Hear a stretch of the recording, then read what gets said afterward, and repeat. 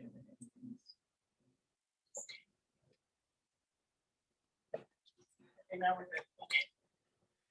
Okay, it's 5:30 now. Good evening, everyone. This is our City Council study session for March 14th, 2022. I call this meeting to order. Tonight's meeting is being held both virtually and in person. Sean, will you please call roll?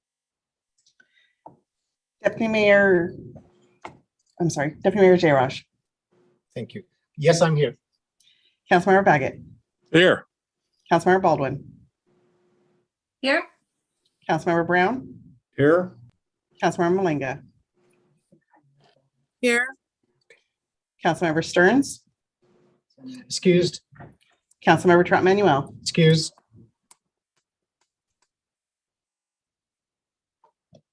Thank you, Sean. Tonight's agenda item for council discussion begins with Ordinance Number 6850. Council, will you please welcome Director Thomas?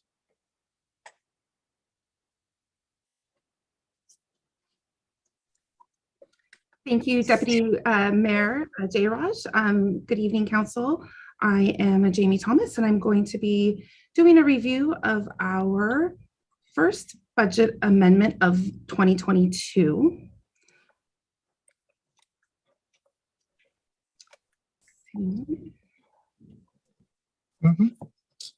I'm looking for the PowerPoint presentation slide. All right. Can everybody see my presentation slide? Yes, we can. Oh, perfect. Thank you. All right. So as I had mentioned just a moment ago, this is the first budget amendment of 2022. And actually, this is the fifth budget amendment of our biennium budget cycle. So with that, like most all of our budget amendments, there's several main components to a budget amendment. This budget amendment has all of the same components that most all of our budget amendments do, with the exception of one item, and that is the carry forward of unspent budget. We do that one time a year, the first budget amendment of the year. So in this budget amendment, we are looking at realigning significant general fund revenue sources. So any new or significant revenue sources that we need to recognize, we do that in this budget adjustment. We also carry forward any needed but unspent budget from 2021. A little caveat on that is that we don't automatically carry forward all of our unspent budget. Most of our unspent budget does just roll into fund balance. There are oftentimes projects or contracts or programs that we got started either late in 2021 and have residual impacts in 2022, and we need to carry forward the budget in order to continue those projects and programs into the current year. We're also requesting and adding some new programs. This includes our Arpa funding. We've previously approved some ARPA funded projects. This request adds to that existing list of projects. And then we're also adjusting capital project budgets that don't affect the non-general, or don't affect the general fund, but impact our capital projects funds. So first, I'm going to start with our general fund impacts. Since again, that's our most significant fund in the city, I'm going to focus most of our time focusing on the general fund and the significant impacts and adjustments that we're requesting in Budget Amendment 5. In total, we are requesting to add $2.7 million in new revenue to the general fund. Just a reminder that all of this revenue is actually offset by new expenditures as well. So the net impact on the fund balance is zero, but because there are some significant new revenue sources that we are pulling into the general fund, we do ask for the budget authority to receive that money and also spend the money. Lion's share of this is $1.8 million in transfers in from the ARPA fund for new and continuing projects. $1.7 million is for new projects that we are asking approval for. And then there's about $100,000 in projects that had been, in ARPA projects that had been previously budgeted in 2021 with our last two budget amendments of the year in 2021. And there's just some residual amounts to be spent in 2022. There's $656,000 in new and unspent grant funding. Most of this is all brand new grants that we had been waiting for awards on. So our departments are always actively seeking new grants, and we don't budget for those grants until we've actually been awarded for them. So we have $656,000 in new grant funding that we want to recognize in our budget. And then of course the corresponding expenditures to those. We want to recognize $150,000 in some insurance recovery funds that we anticipate receiving, and that is for the damage done at the golf course back in December of 2021. We've got that insurance recovery money, and then we also have some repairs that needed to be done as well as a result of the vandalism and the damage done. And then adding $100,000 into the general fund for SCIP. Now, this is money that all of the SCIP agencies have contributed into the SCIP fund, since the city of Auburn is the custodian, both financially and management of those SCIP dollars. We transfer all of that money and we recognize the revenue and the expenditures for the SCIP program in our general fund.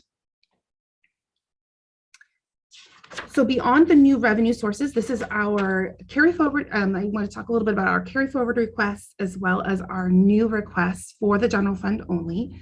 As I'd mentioned earlier, sometimes we have some unspent funds from 2021 that we need to carry into 2022.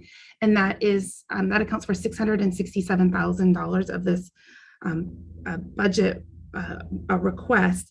$179,000 of that is actually grant revenue that we've already received, but we haven't spent. So it's actually restricted revenue. We have to spend it on the purpose of the grant program. So otherwise we'd have to spend that, we'd have to turn that money back. The additional $500,000, a little less than $500,000, is for several smaller projects just throughout the city. Nothing really even, most of the projects are around $25,000 to $50,000 with unspent funds. It includes some of the biggest projects include the ACRC A&E design at the ACRC building. We had originally budgeted for that in 2021. We're still working on the design of that building, the improvements of that building. So we carried forward some of the budget that we had set aside for that in 2021. We have a server room replacement project that IT is working on that is not complete. And so we have some additional money we need to carry forward into 2022.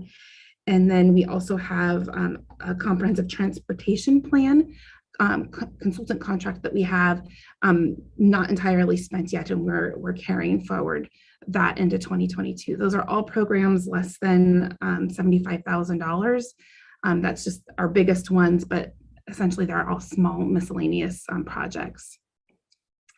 We have total new expenditure requests of $4.1 million, which is being offset by that $2.7 million that we talked about in the previous slide.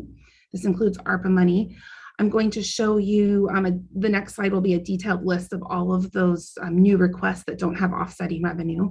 But just from a summary standpoint, we do have $4.1 million in new expenditures being requested in this budget amendment in the general fund. Of that, we have $1.7 million of that 4.1 million, 1.7 of that is ARPA project requests.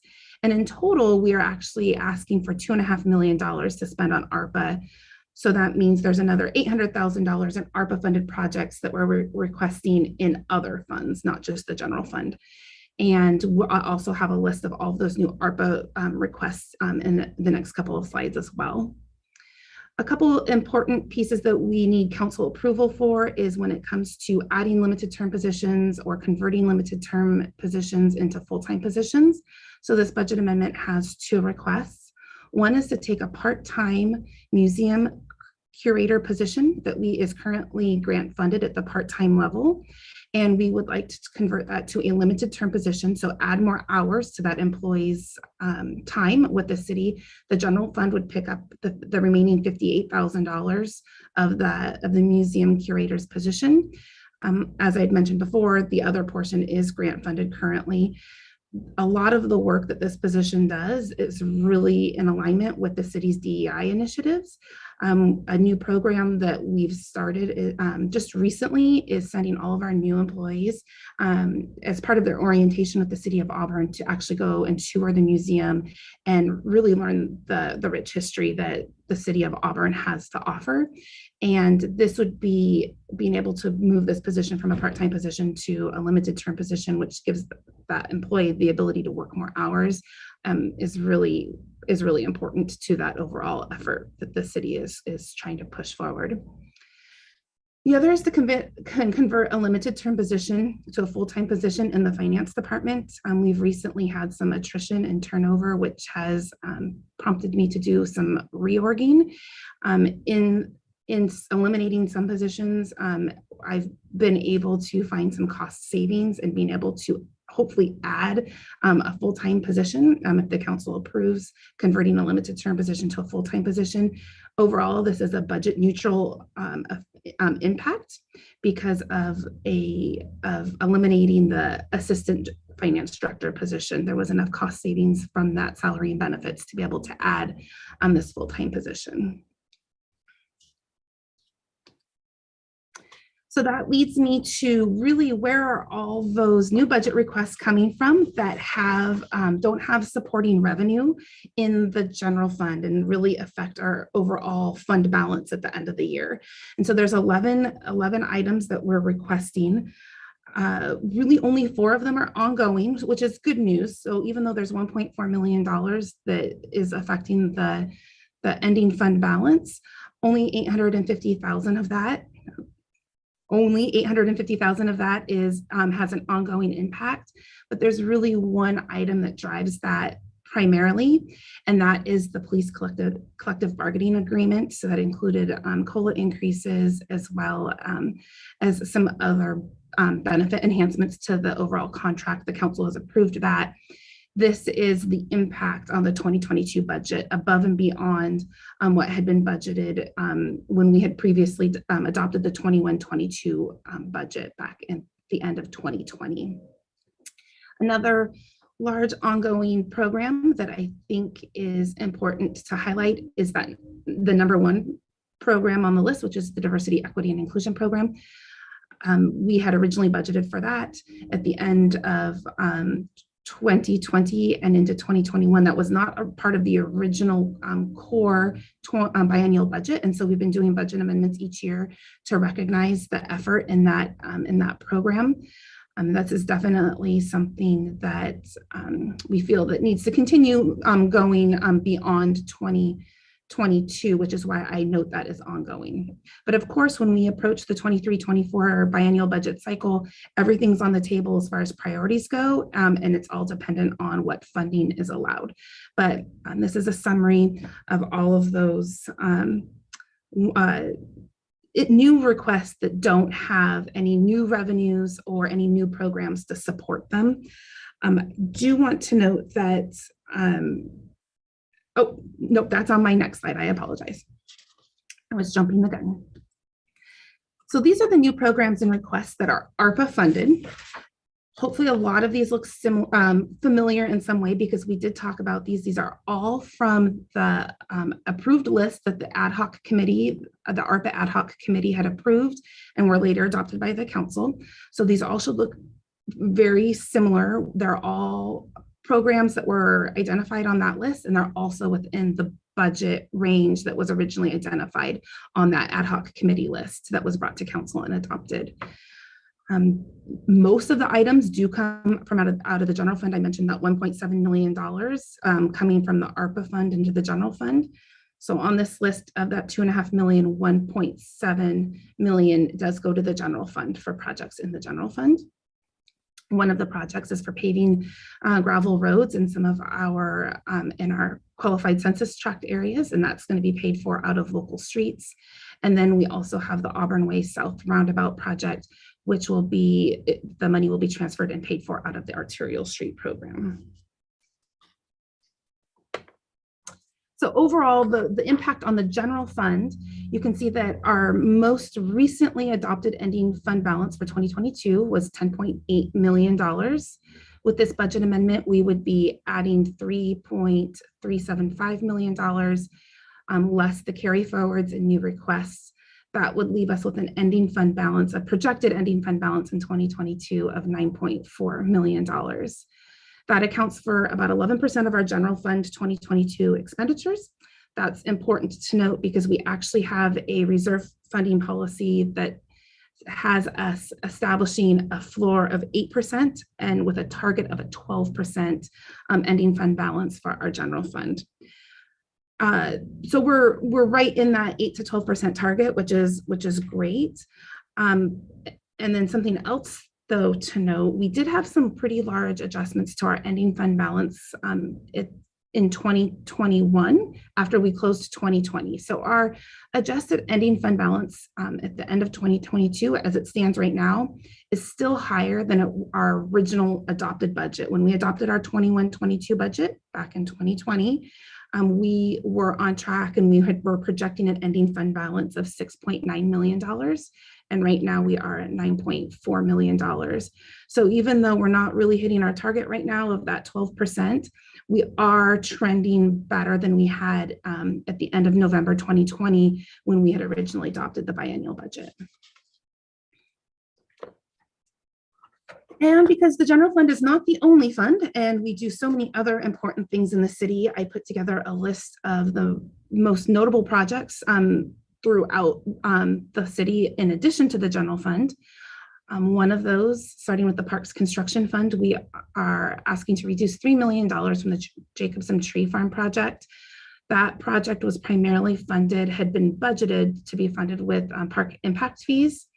Unfortunately, with all of the other projects that we also have in our capital facilities plan, there isn't enough park impact fees to go around. So really to get the most bang for our park impact fee dollars that we have, we are looking at reducing the Jacobson Tree Farm project right now and pursuing additional grant funding and other funding sources that could potentially help pay for the overall project and not rely so heavily on those impact fees.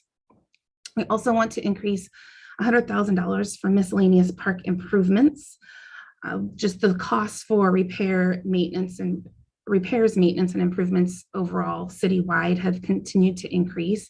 In order to stay on top of those improvements and repairs, we need to increase or would like to increase the budget by $100,000. Our utility funds, just a reminder, these are all funds supported and paid for by the ratepayers. So this is not general fund, it's not subsidized by the general fund at all. But we do have some costs that we need to really realign in a lot of ways. We need to add $94,000 for our rate study consultant. Every 2 years, we do a rate study for our water sewer storm accounts to look and see our rates in alignment with our future funding needs for those utilities. And we would like to get that rate study done right before or as we're working on our 23-24 budget. So if there are any rate increases, the council can take those rate increases into consideration as part of the overall 23-24 budget process. We also need to align, add $216,000 to the water, sewer, and storm fund that had for credit card processing fees and the utility billing printing costs. These are costs that would have normally been paid for by our solid waste fund, but because now waste management is taking over the management of the credit or the payment processing as well as the utility billing printing for solid waste, those costs will need to be absorbed by the other utilities, the water, sewer, storm utilities. Important to note that in theory, our costs will go down now that we're no longer doing, accepting payment for solid waste. However, a lot of times what would happen is when a customer is paying their solid waste bill, they're also paying their water sewer storm bill as well. So it's likely we're not going to see much of a decrease or if any for those particular costs. We just have one less utility to spread that cost over. And then we also need to do a sewer and a storm drainage comp plan for those utilities. The $100,000 and the $180,000 are for the consultant costs related to those comp plans and those utility funds. And the facilities fund, We have a couple of elevator projects, one at City Hall, which requires some upgrading and retrofitting, and we need to add $133,000 to the existing budget for that project. Once we've actually gone out and have received some quotes, we realized that the original project amount was under budgeted. And then there is some door repair that is required at the Justice Center elevators, which would require $50,000. We need to add $20,000 to the facilities budget to hire a consultant to help the city be compliant with the clean building standards, which was adopted by the Senate in 2019. And then $43,000 for the parking lot and city building security. You may remember at the end of 2021, we had asked for a budget amendment for building security to share between City Hall, the Annex building, as well as the out at the community center as well. And the actual costs for that were actually more expensive for 2022 than we had originally budgeted for. So we are asking to add $43,000 to help cover those security costs. For what it's worth, we've had a lot of really positive feedback from city employees, really at all three locations, just talking about the positive impacts they've noticed that the building security has had for the city. And so it was kind of a pilot program to test it first, and it has really seemed to pay off well as far as how the safety that employees are feeling. So we wanted to continue that. For the equipment rental fund, vehicles have gotten expensive. And so in order to replace all of the police vehicles that were originally slated for replacement in 2022, we need to add $86,000 to the budget to account for the higher and increased cost for hiring or purchasing vehicles in 2022. Adding $89,000 for the golf course mower replacement. This is actually, it wasn't originally budgeted, but it does need to be replaced. It does have, most all of it has been completely captured in the replacement reserves. Again, it's more expensive than it was originally anticipated. So it is about $14,000 more than what we had originally put away in the reserves to replace that. And then adding $15,000 for the cemetery Gator replacement there. This wasn't originally budgeted, but it does have enough money in the replacement reserves to pay for it. It was just an unanticipated purchase for this year, but the existing Gator has, its repairs exceed the cost of actually purchasing a new piece of equipment. So we're requesting to purchase that. And that is all of our adjustments that we are requesting from the council for this budget amendment 5. I'll turn it back over to you, Deputy Mayor. Thank you, Jamie, for your comprehensive report. Council, any questions? Council Member Larry Brown. Thank you, Deputy Mayor. Just a quick question. I've heard it said that a budget is a moral document, and I couldn't agree more. I was really glad to see the $124,000 for diversity, equity, and inclusion that has been part of our budget amendments. I'm curious, could we anticipate moving that budget item on an ongoing basis over to our normal biennium budget moving forward? Yes, and I'm although I wouldn't be the one preparing the I wouldn't be the one requesting and preparing the program request as part of the biennial budget. I am 100% confident that it will be a program package that is being going to be brought to the full council for consideration, and it will be a very complete and robust plan as far as making sure all of our needs surrounding DEI are addressed. And then once it's adopted in that 23-24 budget, it would become part of our baseline budget and then reoccurring every budget cycle after that. Great, thank you very much.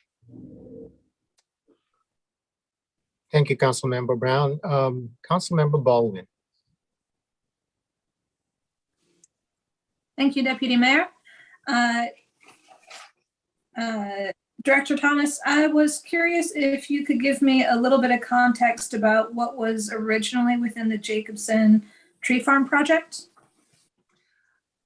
I can't give you the specifics. Are you talking about what the project scope is for that? Yeah. What the project scope was? Jamie, this is Daryl. Thank you, Daryl. Yeah, Council Member Baldwin, I can probably add to that. So that was a project that has been pushed out over the years while we seek outside funding through the state and the federal government to match our existing project. We haven't been successful with those grants, and so we're pushing it out a couple more years. And with the money the city had put forward, we're going to move that into existing projects while we seek grants. So phase one of that project is some athletic fields and some common areas, but they have only been to the scoping of the project. It's never gone out to bid or even had bid documents prepared for it. So we're not really losing a project that's shovel ready at all. We're just using some of those revenues for existing projects that are. Okay, thank you so much.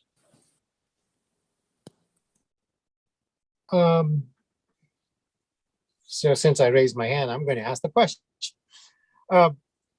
Jamie, when we came down towards the end, the rental equipments you talked about, but you talked about purchasing those items like the police cars and which is which? Are we purchasing? Are we renting? What's the deal here? Purchasing. The name of the fund is the Equipment Rental Replacement Fund. It's a little bit of a misnomer. What we do when we purchase a piece of equipment, we estimate the lifespan for that vehicle, and we set out equal amounts of dollars every year to put aside into that equipment rental reserve fund or replacement fund. And then at the time that the vehicle or the piece of equipment has become obsolete or the maintenance becomes cost prohibitive, we have money available to replace that piece of equipment. And that's what we're doing. We've got money available in most cases, except with the exception of the overrun in costs. And I don't think we could have ever foreseen the inflation in vehicle costs that have occurred over the past year or so. But it was with the exception of the inflation on vehicle costs, those vehicles all had money available and set aside in the equipment replacement fund for purchasing. Okay, thank you. I'd like to ask a follow-up question. And what is a cemetery gator? Daryl can jump in. Go ahead. Yeah, a gator is it's like a small tractor, a utility tractor with a raisable box in the back where we move equipment around the cemetery golf course in our park system. And that project is also in the equipment rental fund, a terrible name for a fund since we're not renting it. But the cemetery is an enterprise, pays money into that fund, and when money's available, we're able to purchase equipment. The cost of replacing the gator is better than the repair of the existing gator. Okay. Thank you, Director Faber. Thank you, Director Thomas. Councilmember Baldwin. Thank you, Deputy Mayor. I do have one more question as it relates to the contracted security that's been brought in. For the amount that we have on there, how many months of security coverage will that provide? Do you have a I believe timeline for that? I think the total, we look at it from a total contract amount, and I believe, I'm going to pull my notes out really quick. I think that we had originally budgeted $130,000 for the contract. So adding the $43,000 would make the contract about $175,000 a year. But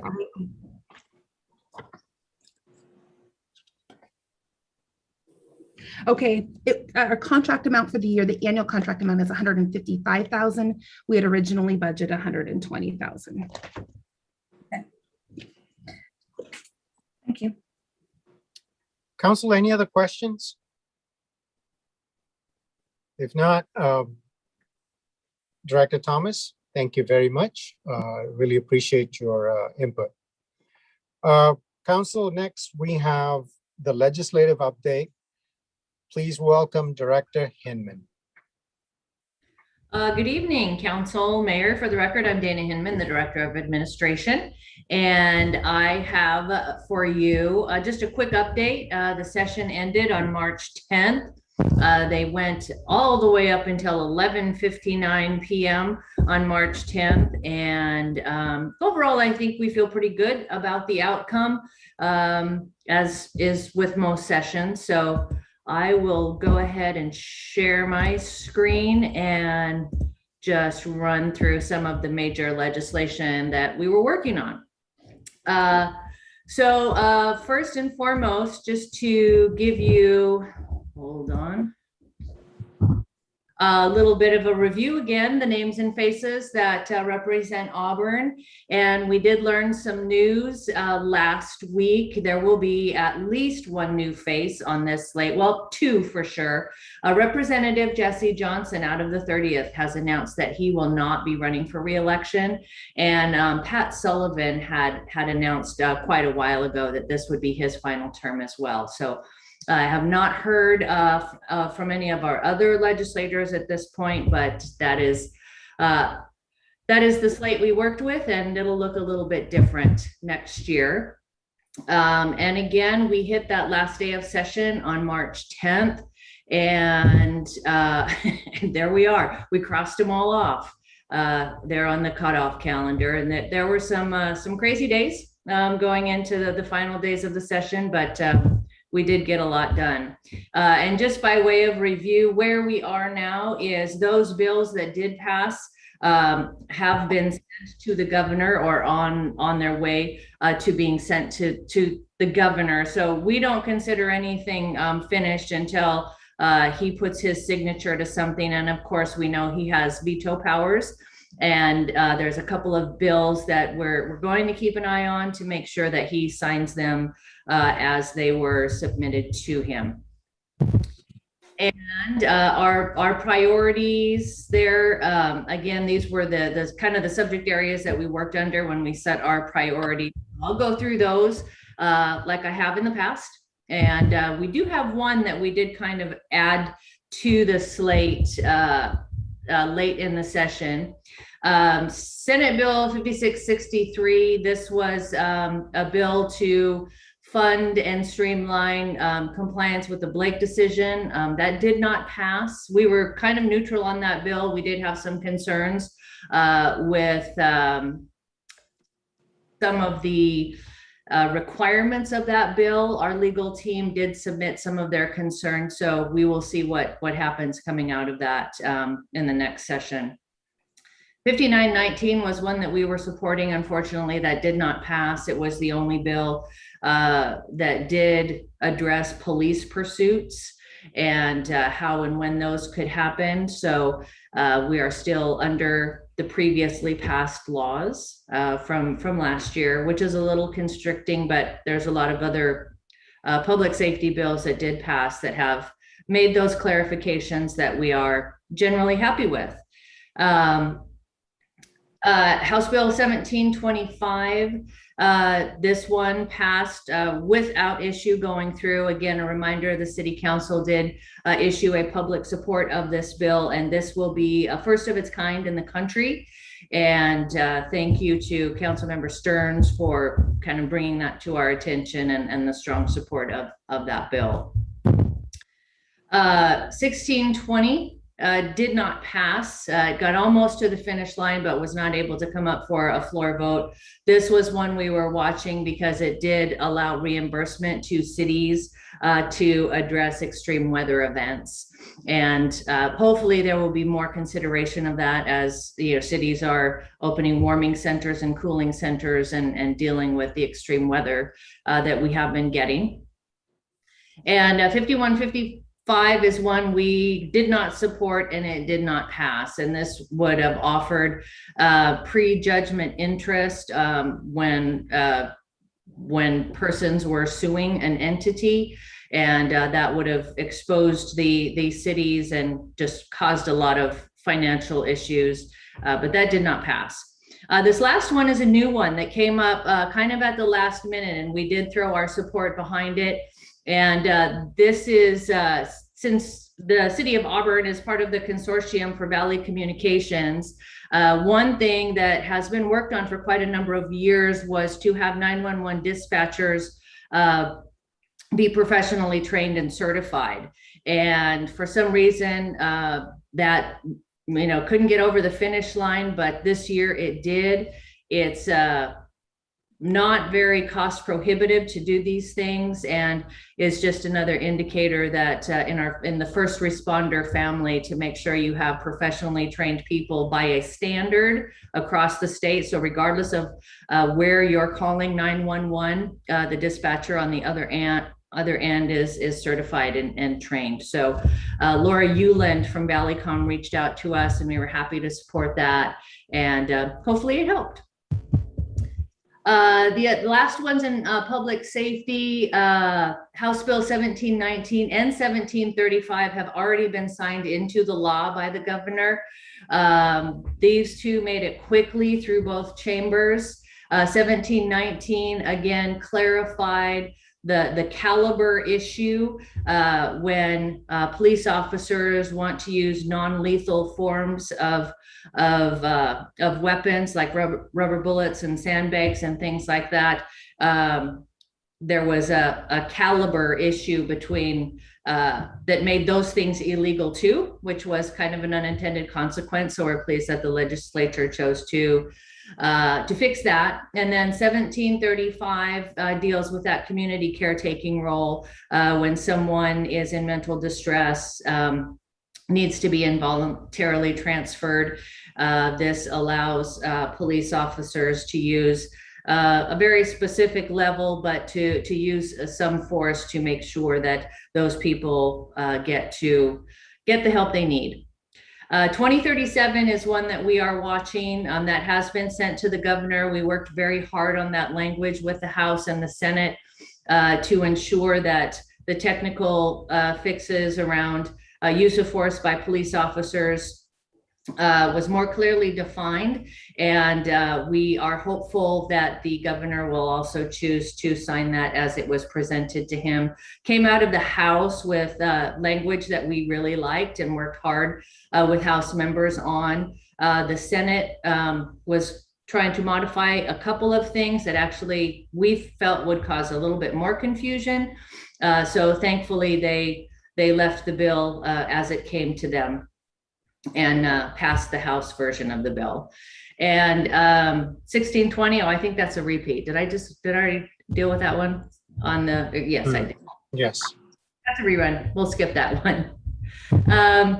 And then some regulatory and land use bills that we had our eyes on. 1660 and 1782 were similar in that they were preempting the city's existing zoning codes and regulations to try to create density to address the affordable housing crisis, which we all really want to do.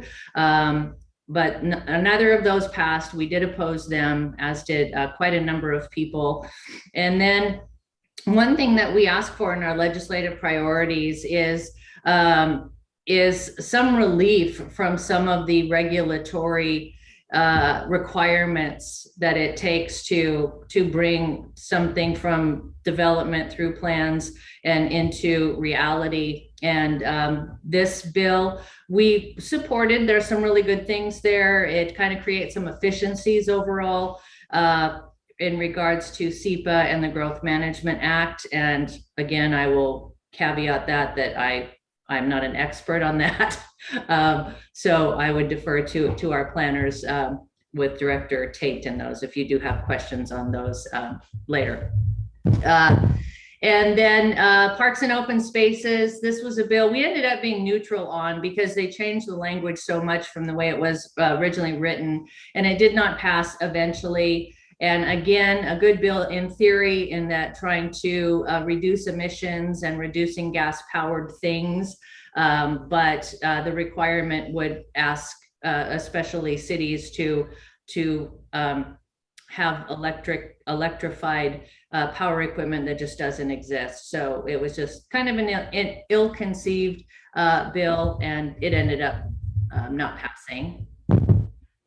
And then on social services, one we started following about mid-session was House Bill 2075. This was established minimum service departments for the Department of Social and Health Services.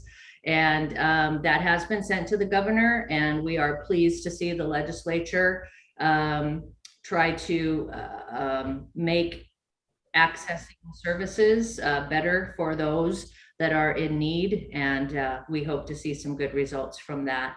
And then 5662, I mentioned before, this was a requirement for WashDOT to deal with camping on their right of ways. The bill did not pass, and it also was, the language was changed so much that it really wasn't a requirement anymore.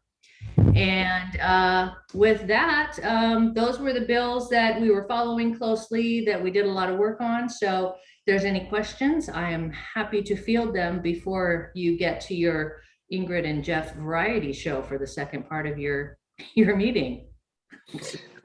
Thank you, Director Hinman. Council, do you have any questions?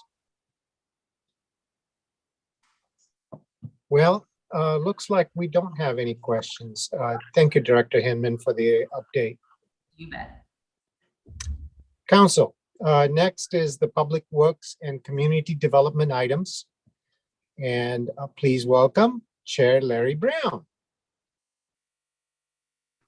Thank you, Deputy Mayor. And actually, I'm co-chair, but since Council Member Stearns is back at the National League of Cities Conference, it's my pleasure to help us lead in this discussion.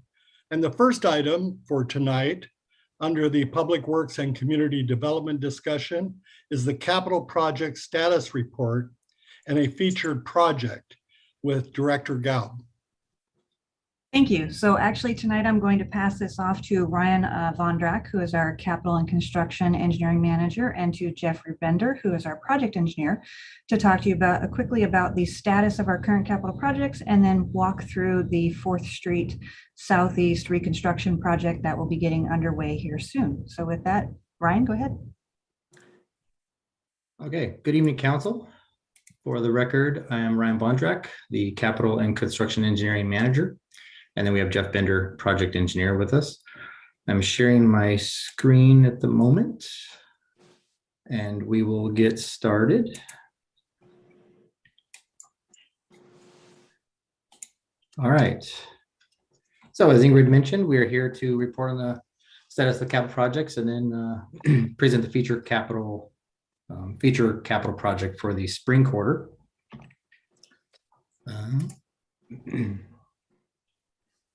My screen will work. There we go.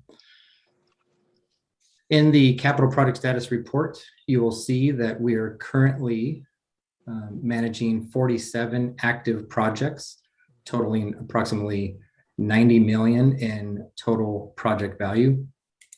Of those 47 projects, 26 are in various stages of the design phase, and 21 are in some form of construction. This graphic is our illustration that shows the total number of projects that we procured construction contracts for the last 5+ years against the total project value for those projects. So in looking at this year, 2022, which is the last bar on the right, one construction contract has been procured to date at a total project value of approximately 5.9 million. The red box on the graph is illustrating the total value of additional projects that we are projecting to procure by the end of the year. By year's end, we are projecting to procure a total of 9 construction contracts at a value of just under 10 million, which is the sum of the two values there. So moving on to a few of those projects that we expect to go into construction this year. I want to bring up a couple. The first one is the high friction surface treatment project. This is a multi-location project, mostly in the Lee Hill area of our town, with one location on the west side on Terrace Drive, as you see on the map. I apologize for the small map, but multiple projects makes it kind of difficult to identify those. So the project will first perform some pavement patching in certain locations. And then once the pavement patching is complete, we will then apply the high friction surface treatment, which will help with vehicular maneuvering around these curved segments of the roadway. So each of these are curved segments, and the high friction surface treatment will help with traveling along these corridors, especially in wet conditions. We anticipate this project to go into construction in June of this year. The next project is another multi-location project, and this is the Arterial Pedestrian and Bike Safety Project. On the left-hand side of the screen, we have two locations. The top location is up on 15th Street Northeast at the Park and Ride. And then the other one is on East Main Street near Auburn High School. And then on the right side of the screen, you have A Street Southeast, just south of 24th Street Southeast. And then on 37th Street Southeast near Gildo Ray Elementary School. This project will replace curb ramps, fill in a sidewalk gap at one location, which includes some of the storm improvements that are identified on the screen. And then we also are installing a rectangular rapid flashing beacon, or they're more commonly known as RRFBs. The RRFB will be installed at the Gildo Ray Elementary site, and then we're going to be modifying the existing RRFB at the East Main Street location near the Auburn High School. This project, we anticipate going into construction in May. And then the last project I wanted to bring up is the Arts and Culture Center Fire Suppression Connection Project. This project is located just down the street from City Hall on 1st Street Northeast and Auburn Avenue. The project will install a water line across 1st Street Northeast for the future fire suppression system that is being constructed as part of the Auburn Arts and Culture Center project, or building that's being currently renovated. We anticipate this project to go into construction in April. So now I'm going to turn it over to Jeff, and he is going to present the feature project for this quarter. Jeff? Thank you, Ryan. Good evening, Council. My name is Jeffrey Bender. I am one of the project engineers in Public Works. This evening, I'm excited to share with you the 2020 Spring Feature Capital Project, which is the 4th Street Southeast Preservation Project. This project has been in the planning phase for quite some time. We've been waiting for funding opportunities to come about. We ran into a funding opportunity through the Transportation Improvement Board. We were able to secure some funds and get this project kicked off. I know that, and I've heard from several staff that late Council Member Pelosa would constantly ask or regularly ask, hey, when are we going to address 4th Street? Well, the answer is the time is now. We're starting this year. Next slide, please. The project is located on the 4th Street Southeast corridor shown here in the map between Auburn Way South and M Street. The limits will actually be from Auburn Way South to L Street. This is a critical arterial roadway. It is unfortunately has been deteriorating and has some deficient elements. And a recent traffic study for this corridor shows that approximately 10,000 vehicular users per day travel this corridor with 75 school bus trips. So it's heavily used by our Auburn School District as well. This corridor also provides an east-west connection to State Route 18, State Route 167 and downtown Auburn to the west. To the east, it connects to the M Street corridor, which would then provide connection to State Route 164 and the Lee Hill area. So it's definitely an important corridor. Next slide, please. Now, as I mentioned, that this corridor suffers from several deteriorated or deficient elements. The next couple of slides here will highlight some of those elements that this project will address. On this slide here on the left-hand side, you will see standing water and drainage issues in the corridor. This is just one example of where we have observed some standing water. Improper drainage can cause premature failure of the asphalt and roadway section, so it's important to address those issues. The slide on the right shows an example of the broken or cracked sidewalk. In many places through the corridor, we have broken sidewalk, offset, whether it's raised or lowering. These impact access to all users and also can result in slips, trips, or falls that could cause injury. So it's important as well that we address these in this corridor. Lastly, on this slide, both photos, not so clearly per se, but they show some of the obstructions through the corridor. In this case, overgrown vegetation. Other areas of the corridor, we have mailboxes that are in the sidewalk, as well as utility poles. Next slide, please.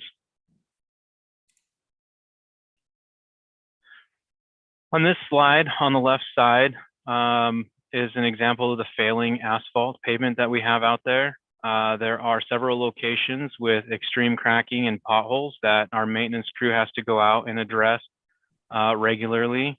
You can also see towards the bottom of that photo some loose gravel from the asphalt deteriorating in the parking zone. The slide on the right is one example of a substandard curb ramp in the corridor. Several of our intersections in this corridor have substandard curb ramps that do not currently meet ADA and make access more difficult. Next slide, please. So this project, the scope, we are going to improve the street lighting. We're gonna not only reconstruct a new roadway surface, but we're gonna reconstruct the subgrade below to provide structural integrity. Also, the photos on this slide are representation or rendering of the enhanced pedestrian crossing that will be installed at J Street. This is what that intersection would look like once the construction is complete. In addition to that enhanced crossing, other intersections in the corridor will have curb bulb outs installed to encourage traffic calming, and it also reduces the distance that the pedestrians have to cross. And since we're going through and rebuilding the corridor's roadway, it was a perfect time to get in and replace some of the aging city underground utilities. So we will be replacing the entire water system, mainline and services. We will be replacing the entire storm drainage system. And there are portions of the sewer system that were deficient, needed to repair. We'll also be removing the sidewalk obstructions so that we have a passable 5-foot area through the entire corridor. And we'll replace the sidewalks as needed and replace curb ramps as needed. So I note as needed on those last two items, as there are a few other projects in the corridor that have upgraded the curb ramps at this intersection, so we won't be having to redo those. And not all sections of the corridor sidewalk need to be replaced, so much of the sidewalk is in good condition. Next slide, please. So the project benefits, I want to note here that by rebuilding the roadway and its base, it'll provide a smooth riding pavement surface with structural integrity to the roadway. It'll eliminate all of the existing potholes and depressions in the pavement, making travel easier for vehicular traffic. The curb ramps and broken sidewalk that we'll be replacing will provide and improve access for people with ADA. And it also will widen some of the sidewalks in areas with the landscaping, so it provides a wider path for our non-motorized users to have the access to this corridor. Overall, one other note is the enhanced crossing I noted at J Street. It is located adjacent to a bus stop for Auburn School District. So it is placed in the prime location to provide a safer crossing for our students that utilize that corridor. And overall, it is better pedestrian access to the entire corridor. I noted that we are going to be regrading the roadway as we rebuild it and also installing a new storm drain system. These improvements will improve drainage, removing water that currently ponds on the corridor and getting it into the storm drain system and out of the roadway. Upgrading the utilities, the new water system, we'll have a new water system. We'll have new services. We're upgrading all of the meter setters through the entire corridor, so it'll reduce maintenance costs on the water system as it is an aging system. Also, the sewer connections, we are going to be replacing several sections of the sewer, and some of the residents in this area share a side sewer, which we would prefer that not be. And so we are separating out the side sewer to bring all of our water and sewer connections up to current Auburn City Code. And like I mentioned, overall, it'll reduce the maintenance costs through this corridor with the new improvements. Next slide, please. So talk a little bit about budget and schedule. Start with schedule here. Estimated project cost is $4.83 million. I have a breakdown here of where those funds are coming from. So the Arterial Street Preservation Fund is providing the match for the TIB grant fund. And like I mentioned, we did obtain this grant fund in a total of $1.6 million. So that's a huge benefit to the city there.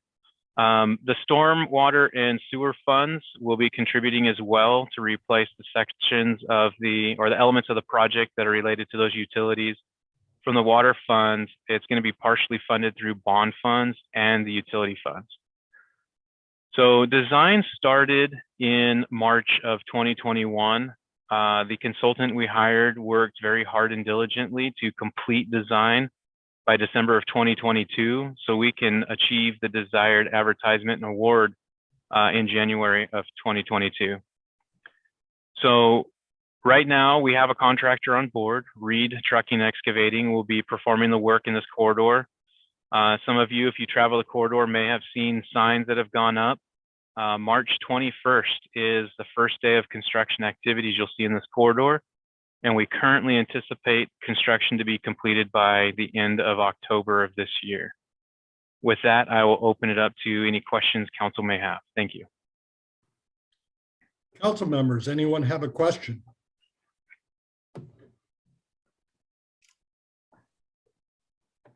Councilmember Baldwin.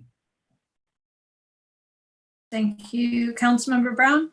One of the things that I noted as I was looking through the materials provided for the overall capital project status report is we talk about improving the utilities as we're going through the different projects, different streets and different areas. Are we doing anything with, when we have these areas torn up, are we looking at including fiber as part of what we look at for utilities, or is that not in the works right now? We do that, and we will, while we have projects in the design phase, we will meet with staff. We'll meet with both IT as well as our in-house transportation staff to discuss the needs for any additional conduit for fiber. And so, yes, we typically do in long sections of sidewalk replacement is when we typically put in a lot of conduit for fiber opportunities. That is one area there. But yes, we do meet and anticipate those type of needs for these projects when the budget and it's available to be done.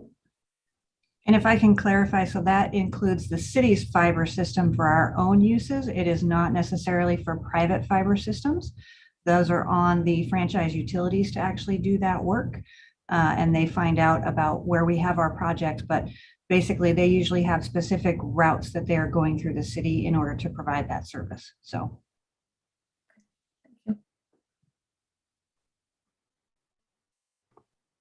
Does anyone else have a question? Well, thank you very much, Director Gaub, and we appreciate the good report from Ryan and Jeffrey. Thank you very much. Thank you. Yes, thank you. Next on our agenda, we have State of Our Streets presentation. And again, you didn't get to sit down very long there, Director Gaub. No, I'm going to be up here for a little while longer because I think we got 3 more after this one for my staff. So, so thank you. I'm going to actually have, you could maybe stop. I'm going to have James Webb and Ken Clark provide a presentation on our state of our streets. So this is a follow-up to the discussion that we had on the 14th of February, just following up with where we were at the end of 2021 with the condition of all of our roadways. So James, you want to go ahead and start off?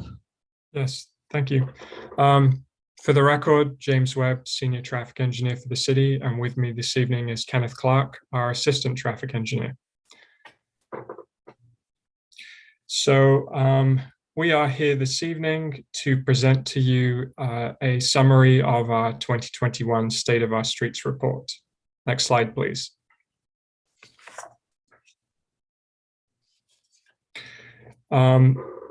So this is an annual update that we do. It covers the condition of our roadway system. That includes the driving surface of all of the streets and is focused on only the condition of the pavement. It's not taking into account sidewalks, storm drainage, anything related to the capacity of the facilities or any safety issues.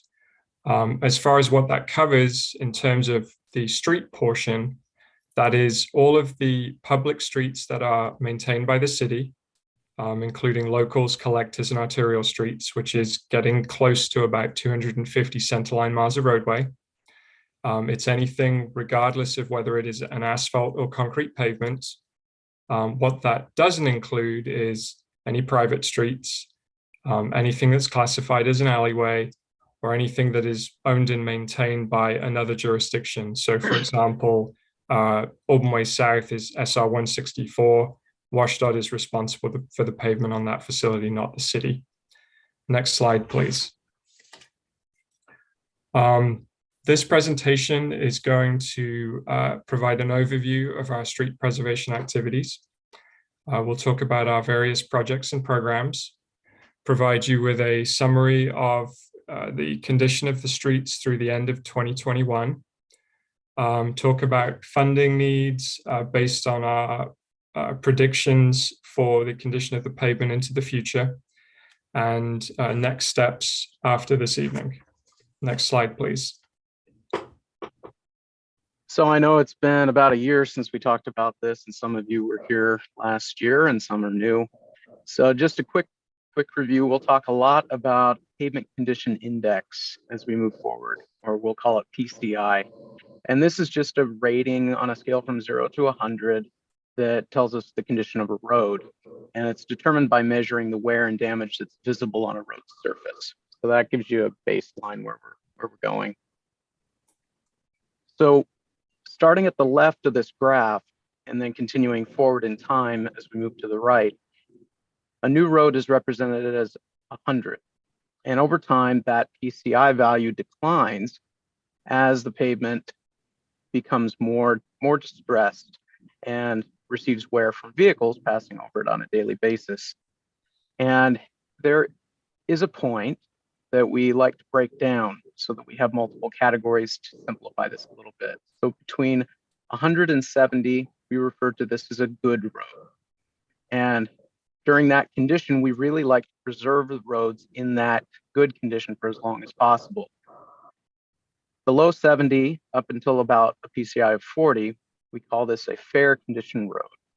And these roads will begin to exhibit some more distresses, damage, cracking, but they're still reasonably serviceable. for use. Below 40, however, we refer to these as poor condition roads. And this is where you'll start to really notice potholes and the ride of the road begins to suffer. So if we can preserve the roads before they drop below 70, then that's ideal. Okay. There we go. So in this area, we do things like we crack seal the roads and we'll do minor patching. Typically that's very minor. It usually is related to utilities issues, things like that, because the pavement itself does perform very well. And this is where we get the idea that we have a target PCI of 70. This is something that was established in the city many years ago. And if we can keep the majority of our roads above 70, then they're fairly affordable to maintain. Now, below 70, we have a few different options of what we can do with these roads. We can grind and overlay them. We can increase that with some patching and thicker grinding, adding more asphalt to the road. And that'll cost anywhere from $30 to $50 a square yard to do those treatments. So you can see the price increase here versus the crack seal and minor patching being $20 a square yard to now we're $30 to $50 a square yard. So there is a cost increase here, but a lot of times this is where we really need to do this work. Whereas if we drop below a PCI of 40, things get very expensive. And once we start developing potholes and severe cracking, pavement surface starts to look like the back of an alligator, then we really have to go in and do serious reconstruction. We have to pull up the asphalt, put down new, and it's 4 to 5 times more expensive. As you can see, it'll average around $200 a square yard to do that. So the point here I'd like you to take away is if we can have the funding we need to do the grind and overlay and the patching projects on the roads when they are in that 40 to 70 range, we really save ourselves a lot of money down the road of avoiding having to do that rebuild. If I go back here for a second, this is where we can preserve the road. And once we do those treatments, we have a road that is like new. And so we come back up on this curve. And so we can keep doing this to a reasonable extent over time and put off how soon we have to reconstruct a road and start over again. James? So within the city, we have 2 different preservation programs. We have a local street preservation program, which is funded from the 103 fund. That program is currently funded using REAP funding, but only through the end of 2022. Currently, there is no funding source identified beyond the end of this year. And then every year there is a utility fund transfer into that fund.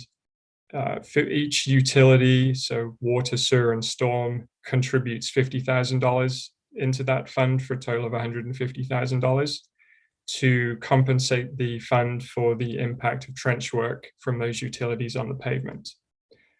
We then have the Arterial and Collector Street Preservation Fund, which is the 105 fund, that is currently funded from a 1% utility tax.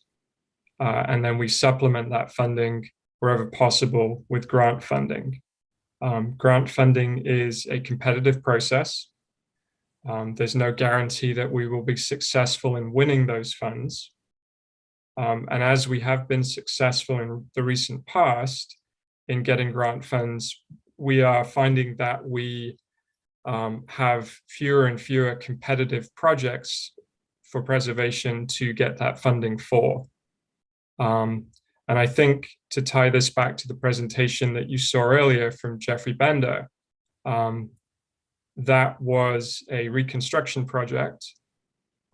So thinking about the charts that we just showed that show the high cost per square yard for that kind of a treatment, and that was a project that we were able to successfully get a grant award to help fund.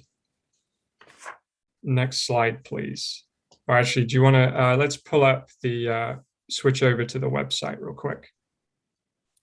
So on the city's website, we have the street preservation page, which presents a summary of the programs, and also the dashboard, which we'll get to in a couple of slides. We also have a GIS page that's public facing that presents information on the city's preservation projects. And if we turn on the design, so this will show you all of the projects that include preservation funding. They're not necessarily all just preservation projects, but they are the projects that have funding from the 103 and the 105 funds in them. As you'll see, the first one on the list on the left is a storm improvement project that we are putting some preservation money in to maximize the amount of pavement that can be replaced with that project. So these are 4 projects that Ryan referred to earlier that are currently in the design phase. Let's go back to the slideshow, please. And next slide.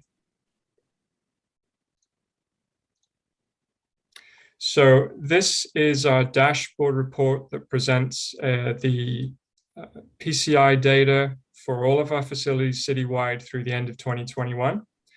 On the left, you can see the dial for local streets. On the right is the dial for all of our classified collector and arterial streets. And in the middle is the composite of those that shows the condition of all the streets citywide. You'll see at the bottom in the odometer box the equivalent lane miles of each type of facility that we have. And you'll see from the colors the proportion of the types of roads that fall into those poor, fair, and good categories that we talked about earlier. So you'll see for local streets on the left, we're exceeding our target of 70 PCI. We're currently at a 76, with only 4% of our equivalent lane miles being in that poor condition and needing that expensive reconstruction treatment. On the right, collector and arterial streets, we're only at a 62 relative to our target of 70, with 17% of our lane miles in that poor condition. And overall citywide, we're just below our target by a PCI point. So we're getting there slowly. Next slide, please. All right, so now looking at historically and then in the immediate future, what we anticipate for funding. This chart, just to outline, the red bars show the city funds that were planned for projects in these years, as well as this year, 2022, and the next 2 years through 2024. The blue portions of those columns are the grant funds that we've been able to bring into the city to contribute to those projects. And in honesty, as James pointed out, they've been able to facilitate us doing projects that we may not have been otherwise able to do.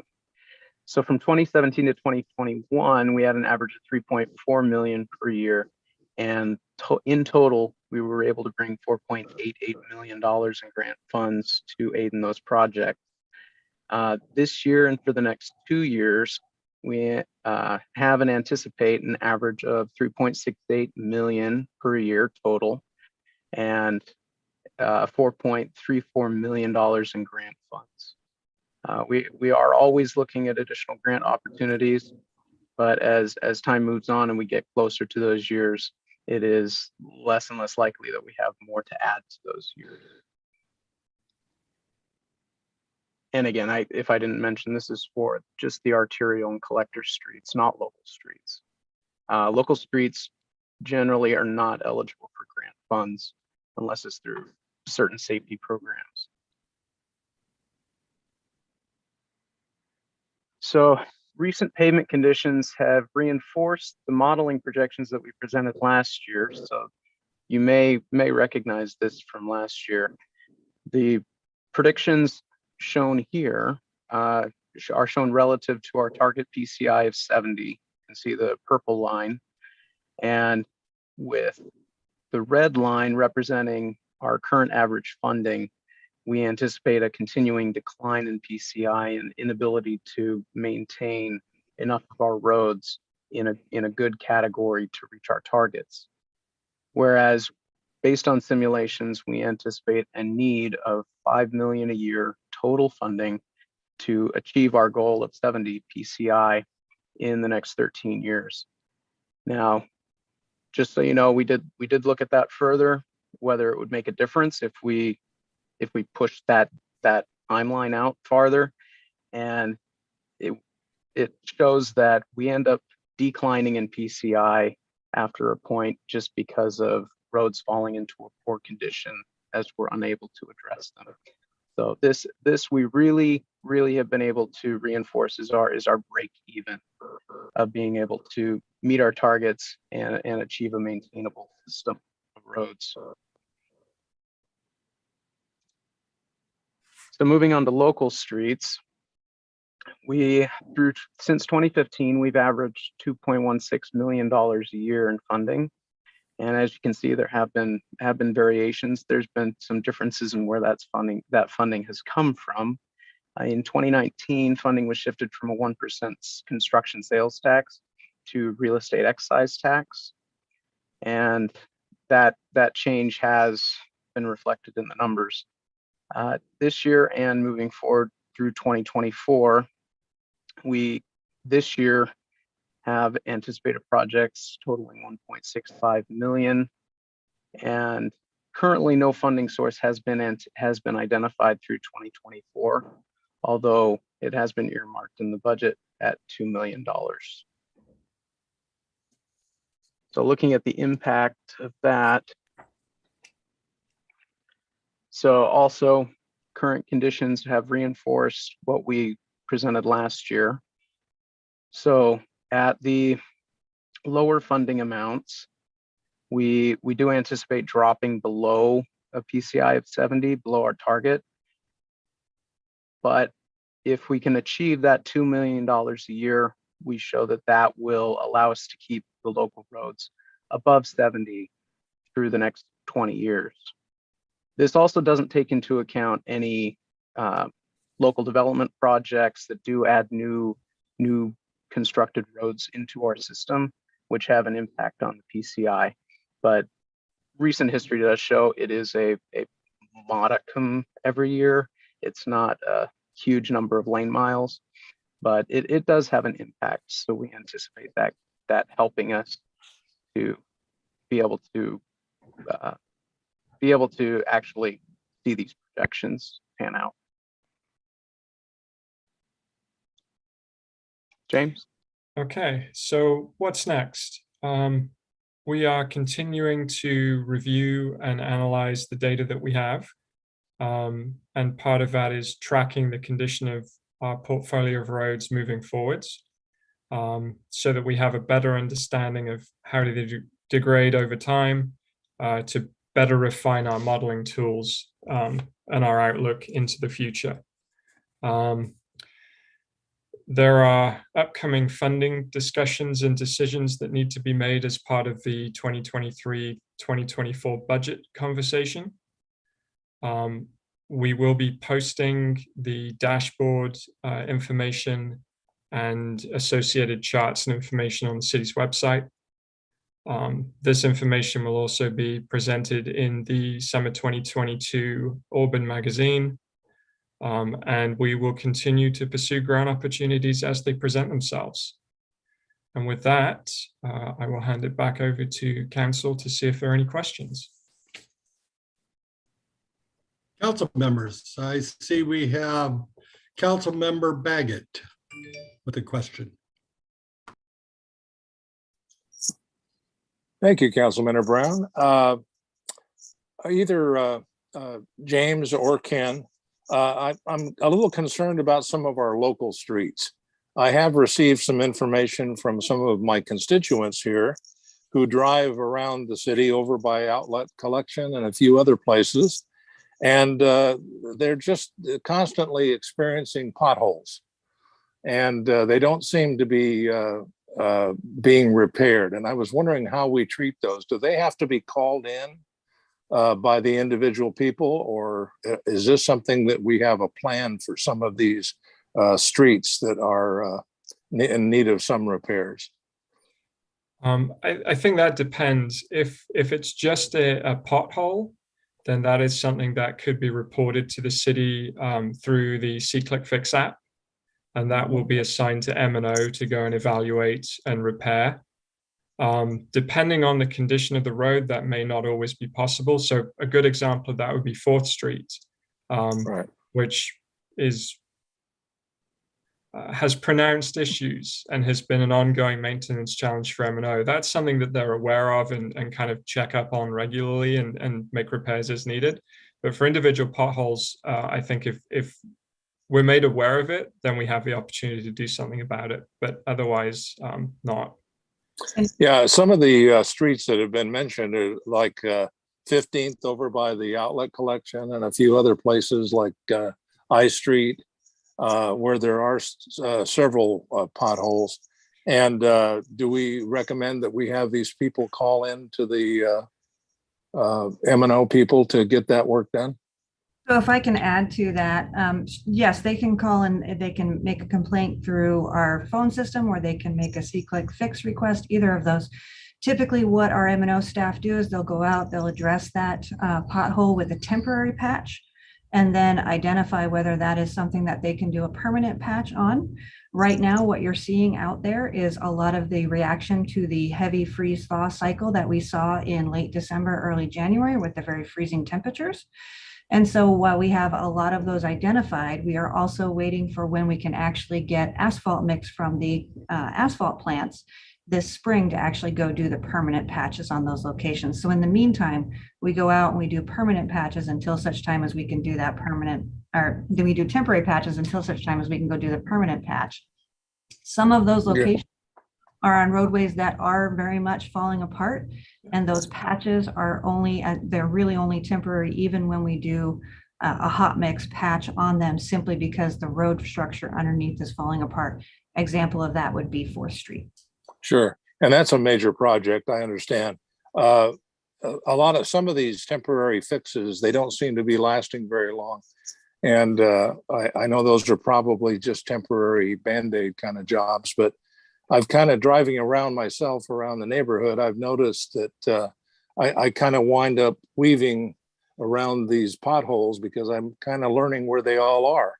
And it's like a pinball game. And I just want to make sure that some of the people that may be listening in tonight, maybe some of the people that I had encouraged to listen in on our meeting tonight because of this very thing.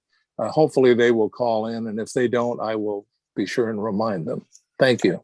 Yeah, and if they can put a C-Click Fix request in with a picture of the location where it's at, that is certainly the easiest way to get into our system for us to go out and address it as quickly as we can. Unfortunately, there are quite a bit of potholes because of that freeze thaw cycle that we saw in January that we are currently working to address.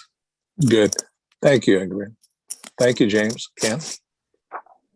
So I would like to just add something very quickly, and then I'll call on you, Councilmember Baldwin. But I mentioned this to Director Galb the other day. I work with a Auburn resident in my regular job, and he'd complained about potholes, and I told him how to call and report those. 2 days later, he told me they were all fixed. So the city is responsive. So for folks that might be listening tonight, just make sure you get your information in, and the city will work on those. So Councilmember Baldwin, do you have a question? Yes, thank you, Councilmember Brown. So I really appreciate the work that your team has done, Director Gubb, to put together this report. And it's prescient that you mentioned the freeze and thaw cycles that we had. My question is, with the estimating that you're doing for the long range planning, is there a % variance that we're including our estimates to account for more severe weather cycles as we continue forward? whether that would be, 3%, 5%. Because my suspicion is that as we get further out on this time frame, our annual cost and investment as we're putting together, our strategy for keeping at that 70% target is that it's going to get more expensive over time as we continue to see, bigger freezes and just bigger shift in those weather extremes. And Ken can jump in if I say anything incorrect on how the modeling works. But so basically the modeling is based off a degradation curve. So if you go back to Ken's presentation and that curve that you saw going from 100 down to a 0, and so that curve is what's used to predict how those pavements are going to change over time, whether they're treated or not. And as we get more data points, so we go out every couple of years and gather specific information on our roadways to develop what that PCI actually is from a field review. And then we modify those degradation curves as we go forward in time. So if we start seeing a significant change in how that degradation happens, that would be accounted for in those future curves. Right now, because it is basically accelerating as you get older, it doesn't necessarily change what the cost is once we get below that 40. It's still a rebuild for that street, whether you're at 40 or whether you're at 10, it's still a rebuild, if that makes sense. If I can add to that, Ingrid, too, if it makes you feel any better. Currently, our deterioration curve is based on data starting in 2017. And so it does account for instance, the large storm that we had in February of 2019. So things like that, because we're using actual data from our roads, do come into play. Okay. I would be curious. What the curve is, if you have any peers in places. I tend to think the Midwest, because that's where I'm from, where you see extreme weather all year, every year, sort of is more of a constant. Just because I do expect that we're going to continue to see that in this area, but I'm glad to hear that we do have that recent storm in the mix for our numbers. So thank you. That's all. Thank you, Councilmember Baldwin. I see Deputy Mayor Jayraj. Do you have a question? Thank you, Councilmember Brown, or Chair Brown. Gentlemen, my question has to do with the arterial and collector streets. We've got a 62 PCI, and that equivalent is 318 miles. How long does that take for you folks to get that fixed? What's the time frame? So if you think about the slide where we showed the target PCI on the chart of 70, and then we showed Ken, do you want to pull that back up real quick? Yeah. We showed the starting point based on the PCI where we are today, and based on the current funding level, how that curve changes over time. So on the left, we have 2020, 2021. That shows that 60 number where we are today. And based on our current funding level, you can see the red line continues to kind of sink a little bit down to the mid 50s. And then the green line shows if we were provided with $5 million a year in funding for arterial collectors, that curve would start to very gradually increase over time. But even at that investment level, it's going to take us between 10 and 15 years to be able to get to that PCI target of 70. And I think the other important thing to point out is that's a PCI of 70. That's the average for all these types of facilities system-wide. As with the local streets, where we still have 4% of the streets in that poor condition, even though we're exceeding our PCI target of 70, the same would still be true for the arterial and collector streets. It doesn't mean that every street in the city is going to be at a 70. It's going to be a range still, with some of them that have just been improved at 100, and some of them in that poor category that still need reconstruction. Okay, that makes sense. Thank you. Thank you, Deputy Mayor. Are there any other questions for this presentation?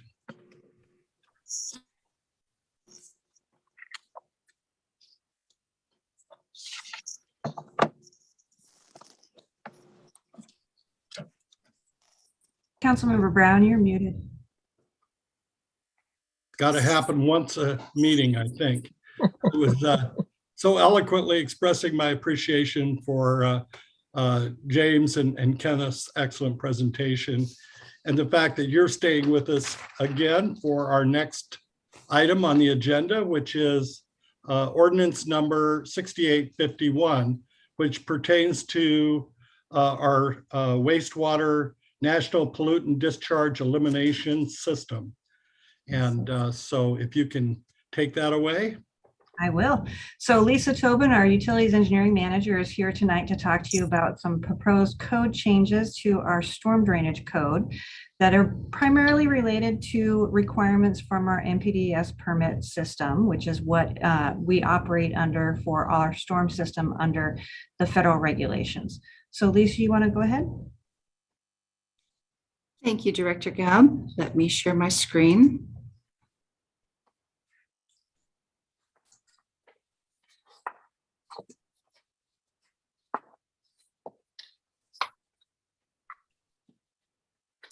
Are you seeing that yet? We are seeing it, but it's not in presentation mode. There we go. Now we see it. Oh, no, we don't want subtitles. Okay. Thank you. Good evening, council members and mayor. Again, for the record, my name is Lisa Tobin. I'm the Utilities Engineering Manager. And as Ingrid said, we're going to be talking tonight about some code changes to use for the administration of. Lisa? Yes? I'm sorry, the subtitles are on. Oh, dear. Hopefully that took care of that. That's better, yeah. Yes, thank you. Thank you for catching that. Talk about some code changes to help us with the administration of our storm utility. So as Councilmember Brown mentioned, we operate under a National Pollutant Discharge Elimination System permit called an NPDES permit for obvious reasons to help us protect the receiving water. And the code requirements that code amendments that we're looking at tonight will help us address these state and regulatory storm requirements. So there are three categories of amendments that we're asking for your consideration tonight. The first one deals with our underground injection control program. The second one clarifies maintenance and repair responsibilities for facilities that are abutting private property. And the final one is our new source control program. Underground injection control wells are used to infiltrate stormwater into the ground. The requirements for administering these are covered under the Washington Administrative Code, Chapter 173-218, and they're also presented in Ecology's Stormwater Manual that we use for administering our stormwater utility. We have chosen to administer this program under our NPDES permit. And so this is really just a housekeeping change to make sure that the underground injection control program is called out as one of the storm utilities core functions. The second topic deals with maintenance and repair responsibilities for ditches and culverts. Ditches are in many parts of the city, they're along the roadways and they abut private property. They convey the stormwater from both the roads and the adjacent properties into the culvert, or sorry, into the ditches. And so we're proposing a change to clarify that the property owner will be responsible for routine vegetation maintenance and debris removal in those ditches that are fronting their property, very similar to what we do for sidewalks throughout the city, and also prohibiting those property owners from making any unauthorized ditch changes that might affect the capacity of the ditch to carry that stormwater. Many property owners have installed culverts to get access to their property or provide additional parking along the right-of-way. And because these are solely to benefit that private property, we want to specifically call out in the code that the property owner is responsible for repairing, maintaining, and replacing those culverts that they installed to serve their own property. And of course, the city will continue to maintain all public storm facilities like underground pipes and structures. And if there's sediment in the ditch that needs to be removed over time, that again would be the city's responsibility.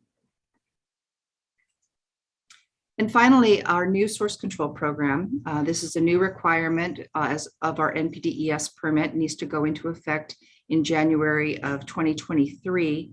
It will require that we inspect 20% of Auburn businesses annually to make sure that they are using best management practices to control pollution in their operations. And these code changes will allow the city to access these properties for inspections and give us the enforcement authority that we need to meet our NPDES permit requirements.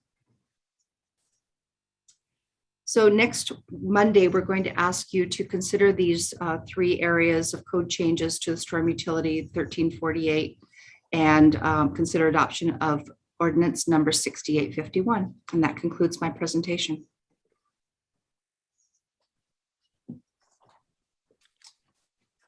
Thank you very much, Lisa. And do any of the members of the council have a question? Seeing none. Oh, let's see. There's Councilmember Baldwin. Yep, always with the questions. Thank you, Councilmember Brown.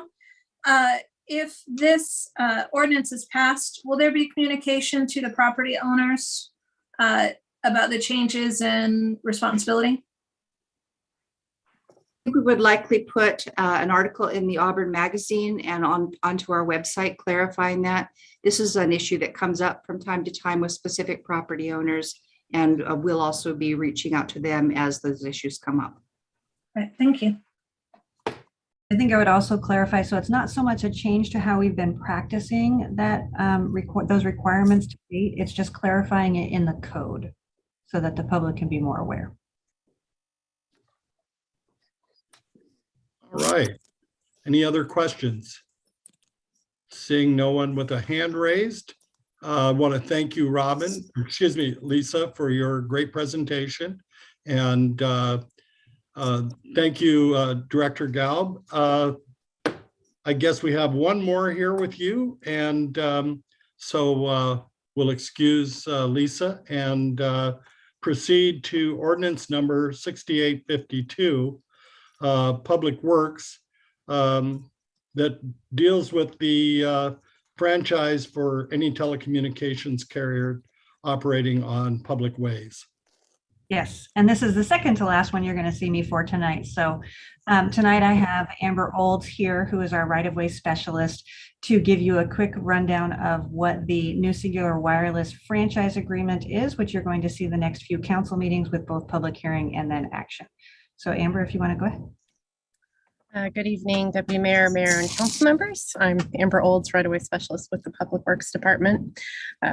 As stated, I'm here to discuss draft ordinance number 6852 for franchise agreement number FRN 21-006 for New Singular Wireless PCS. Under Title 20 of the Auburn City Code and consistent with federal and state law, telecommunications companies that want to locate their facilities in the city's public ways are required to obtain a franchise agreement with the city. This agreement is for wireless telecommunications facilities that are currently in the city's right-of-way, located on the east side of Auburn Way North, just north of 26th Street Northeast. The wireless facilities are located on top of a 94-foot 7-inch tall PSE transmission pole. Connecting conduit from the pole runs underground to associated ground equipment on private property.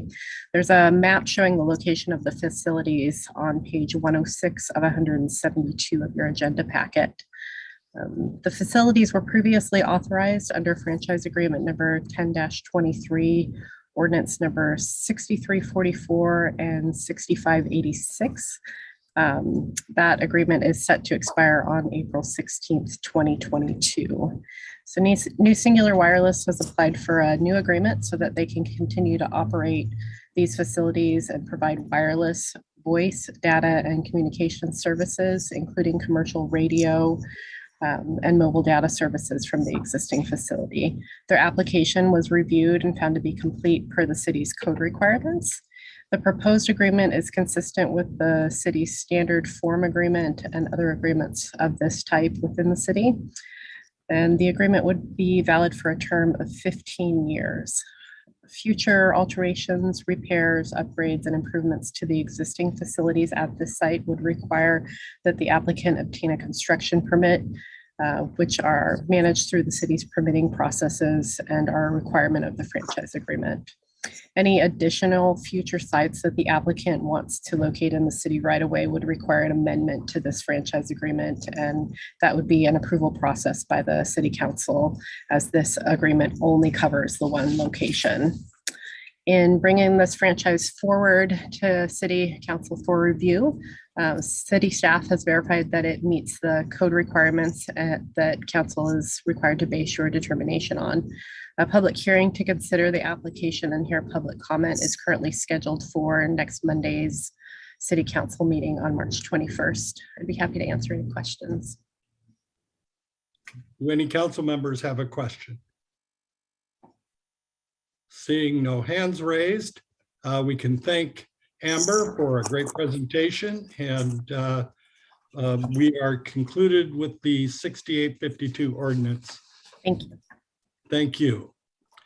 Next up, we'll have a discussion on ordinance number 6855. This has to do with personal delivery device, which I find kind of interesting. So Director Gaub, take it away again.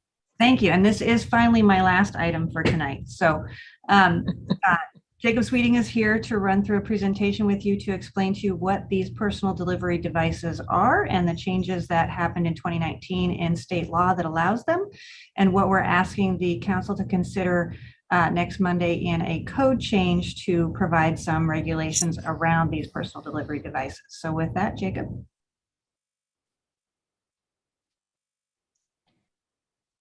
Okay. Can you see my screen? Yes. So once again, for the record, my name is Jacob Sweeting, city engineer. And tonight I am discussing ordinance 6855 related to personal delivery devices. And this might be a fun one. Let's see. What is a personal delivery device? Well, a personal delivery device, or we call it a PDD, is an automated or remotely piloted device that contains storage space for packages, food, or other delivery items. PDDs are an emerging technology that are utilized by companies like Amazon to transport items from a dispensary container to nearby delivery destinations. So examples of two PDDs are shown on the photos on the left. One would be, of course, Amazon, and the other one would be FedEx. A container or dispensary typically holds 10 to 20 of these PDDs, or scouts also is what they're called. They will deploy once or twice a day from the dispensary. The picture on the right shows an example of a dispensary. Each scout makes a delivery typically within a 1 mile range of the dispensary and then returns to the dispensary. A van or small truck stocks the dispensary PDDs once or twice a day.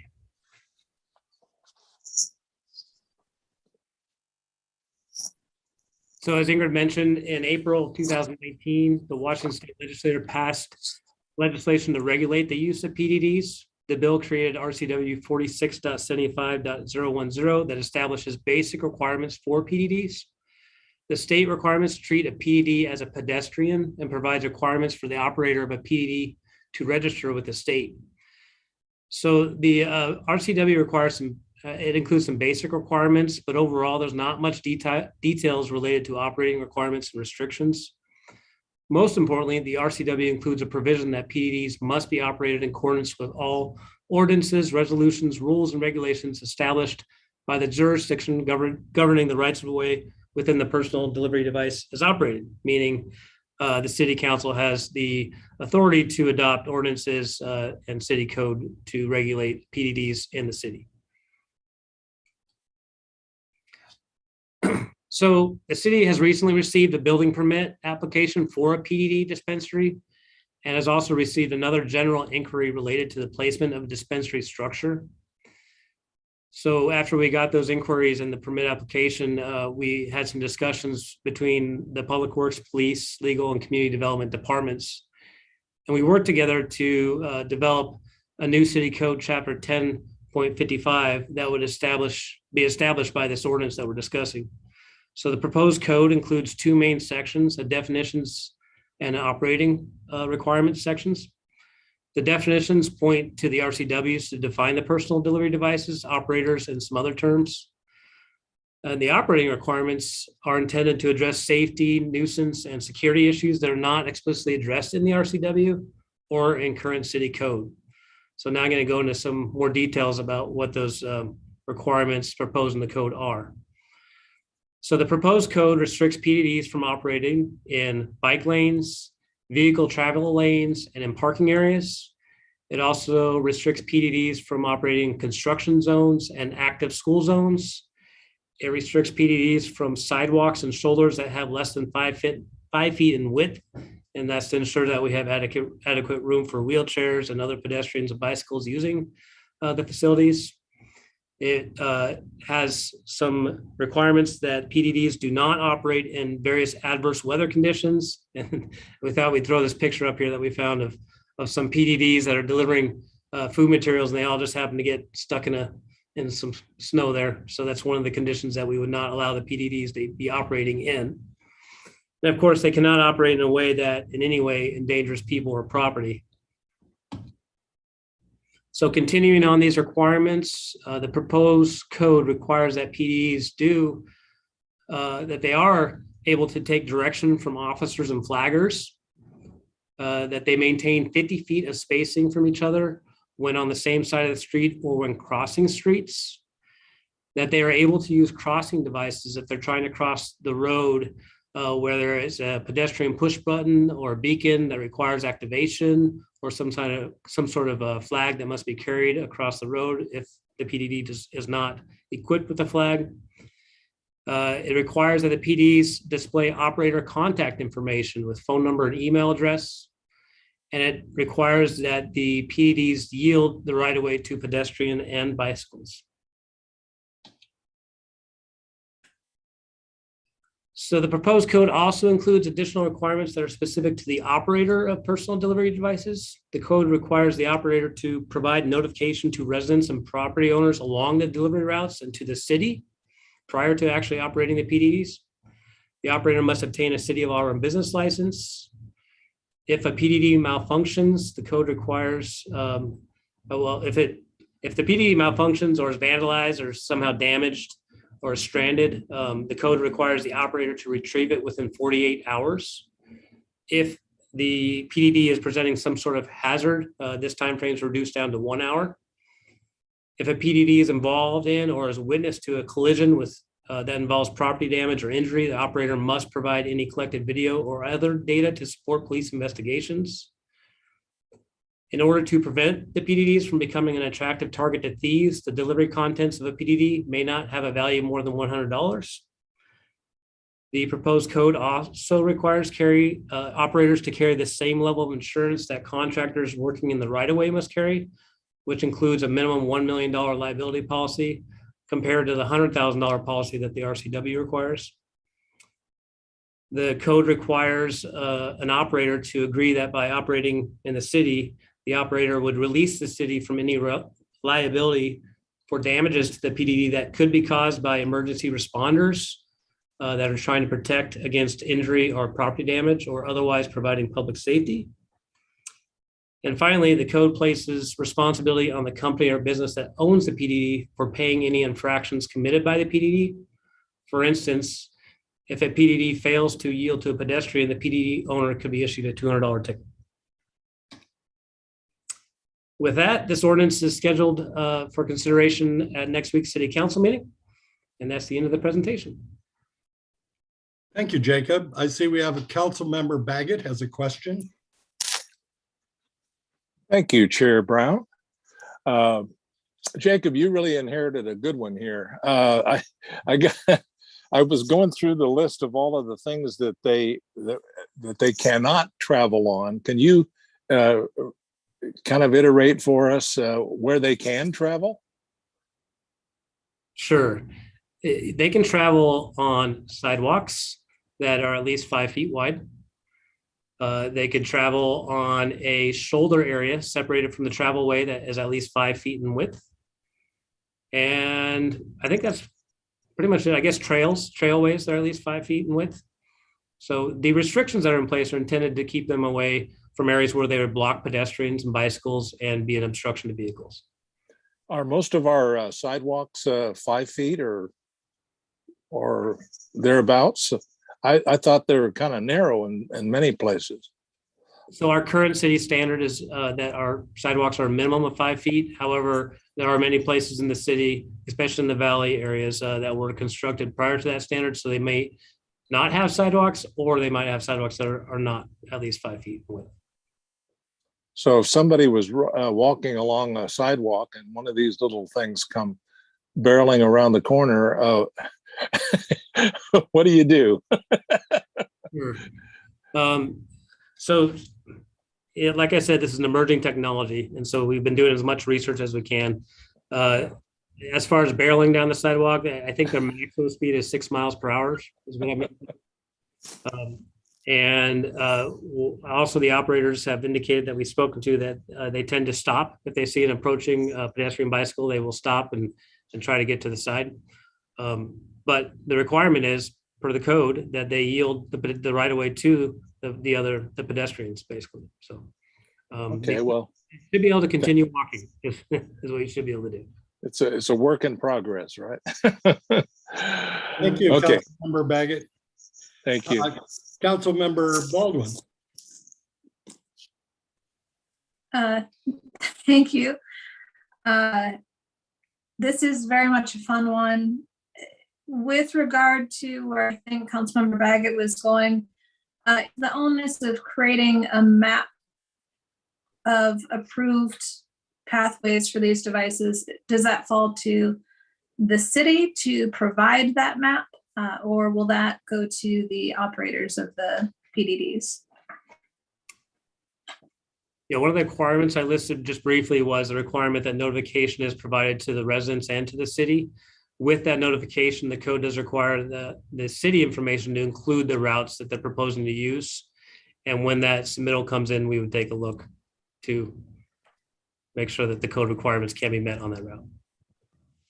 Okay, so to understand the process, the organization puts in the business request, submits a permit to the city then goes and reviews the routes and then potentially be approved?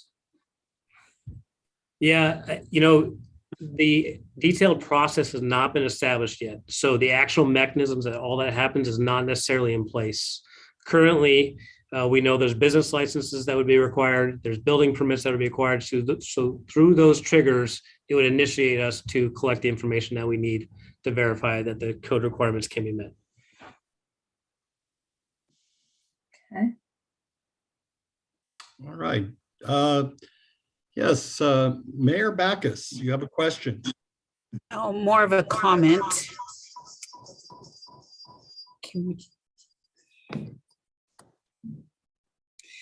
So our goal is not to make this a lot of red tape. Obviously, that's never our goal, but we want to ensure the safety of pedestrians and those driving, and we don't want any of the devices destroyed because they're in a right-of-way area where there is a lot of car travel.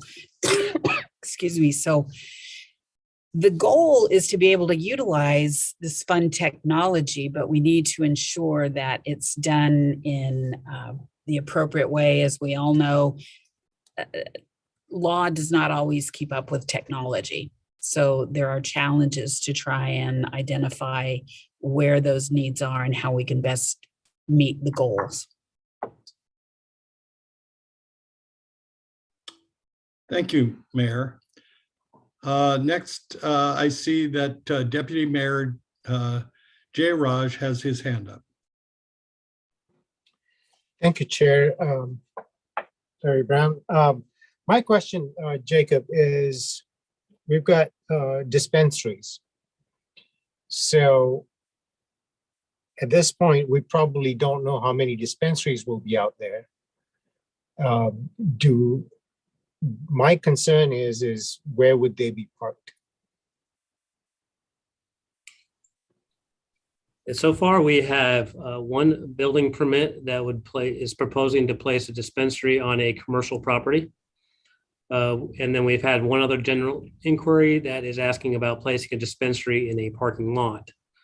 Neither one of those have been approved and moved forward yet. And I know that there are considerations and discussions happening within the community development department and the planning folks to determine the different types of land uses considerations. So I don't think that we can fully answer that question this time. Okay, thank you. Yes, Councilmember Baldwin. Yep. This is a follow-up on your comment about the speed limit for the devices. Can you tell me which, where that is? Because I don't see that in Exhibit A. Am I missing it? Correct. The proposed code does not have a speed limit per se. The reference I made was to what I've heard, that these vehicles operate at a maximum speed of 6 miles per hour. And that was just what I've heard from the operators as far as what they're capable of doing. And I would recommend the RCW actually has a limit on the actual top speed that those devices are allowed to go as well. Okay. Can we confirm what that is? Or send it to me as a... Yeah, I believe that 6 miles per hour is the maximum speed that they're allowed to go. But we can verify. All right, thank you. All right, seeing no other hands raised, I want to thank you, Jacob, for the great presentation. It's an interesting thought of having these running around the city. I'm kind of glad that they're not flying, though, because we've heard word of autonomous drones delivering these packages, and I didn't necessarily like the idea of that, but we'll see what happens. Thank you very much. If I could just add one clarification. So our city attorney, Spot on the Ball, has verified that the RCW does limit it to 6 miles per hour. Thank you. Thank you very much. Let's see. I think Director Gaub, you can, yeah, you went off camera. That's good. And then Director Tate, it's you're in the hot seat. We're looking at an overview of our 2024 Periodic Comprehensive Plan Update Program. So I'll turn it over to you, sir. Yeah, good evening, Deputy Mayor, City Council, Mayor. So this evening, I'm going to turn it over in just a second to Josh Steiner. Josh is a senior planner within the Department of Community Development. And Josh is going to go through and provide us with a presentation this evening. It's an overview with a little bit of background information about a process we go through, not just the city of Auburn, but all growth management cities in Washington state and all growth management counties, who all are required to have a comprehensive plan and are required under the Growth Management Act to periodically update that comprehensive plan. So Josh, I'd ask you if you can activate your video I think you'll probably want to share your screen and go forward with the presentation. Thank you. All right. Thank you, Director Tate. So for the record, my name is Josh Steiner, Senior Planner in Community Development, and I'll be speaking with you tonight about the 2024 Periodic Comprehensive Plan update that we are about to embark on. This presentation begins on page 115 of your packet. And so each city and county in Washington state is required to conduct a periodic update of its comprehensive plan. And Auburn first adopted a growth management compliant comprehensive plan in 1995. I'll talk a little bit about what Growth Management Act means in a little bit. And each year, the comprehensive plan has been amended through the annual comprehensive plan process. The last periodic comprehensive plan was completed in December 2015. And this time around, the periodic comprehensive plan is due in June 2024. So a couple years away, but this is a couple year process in order to get it right. The purpose of the comprehensive plan and amendments is to document and provide a policy basis for future development and regulations to ensure they're consistent with city code. Specifically, this is Auburn City Code 142250, which states the zoning, land division, and other development codes are contained or referenced within Auburn City Code shall be consistent with and implement the intent of the comprehensive plan. Capital budget decisions shall be made in conformity with the comprehensive plan. So there's quite a lot that goes into the comprehensive plan and a lot that relies on our comprehensive plan.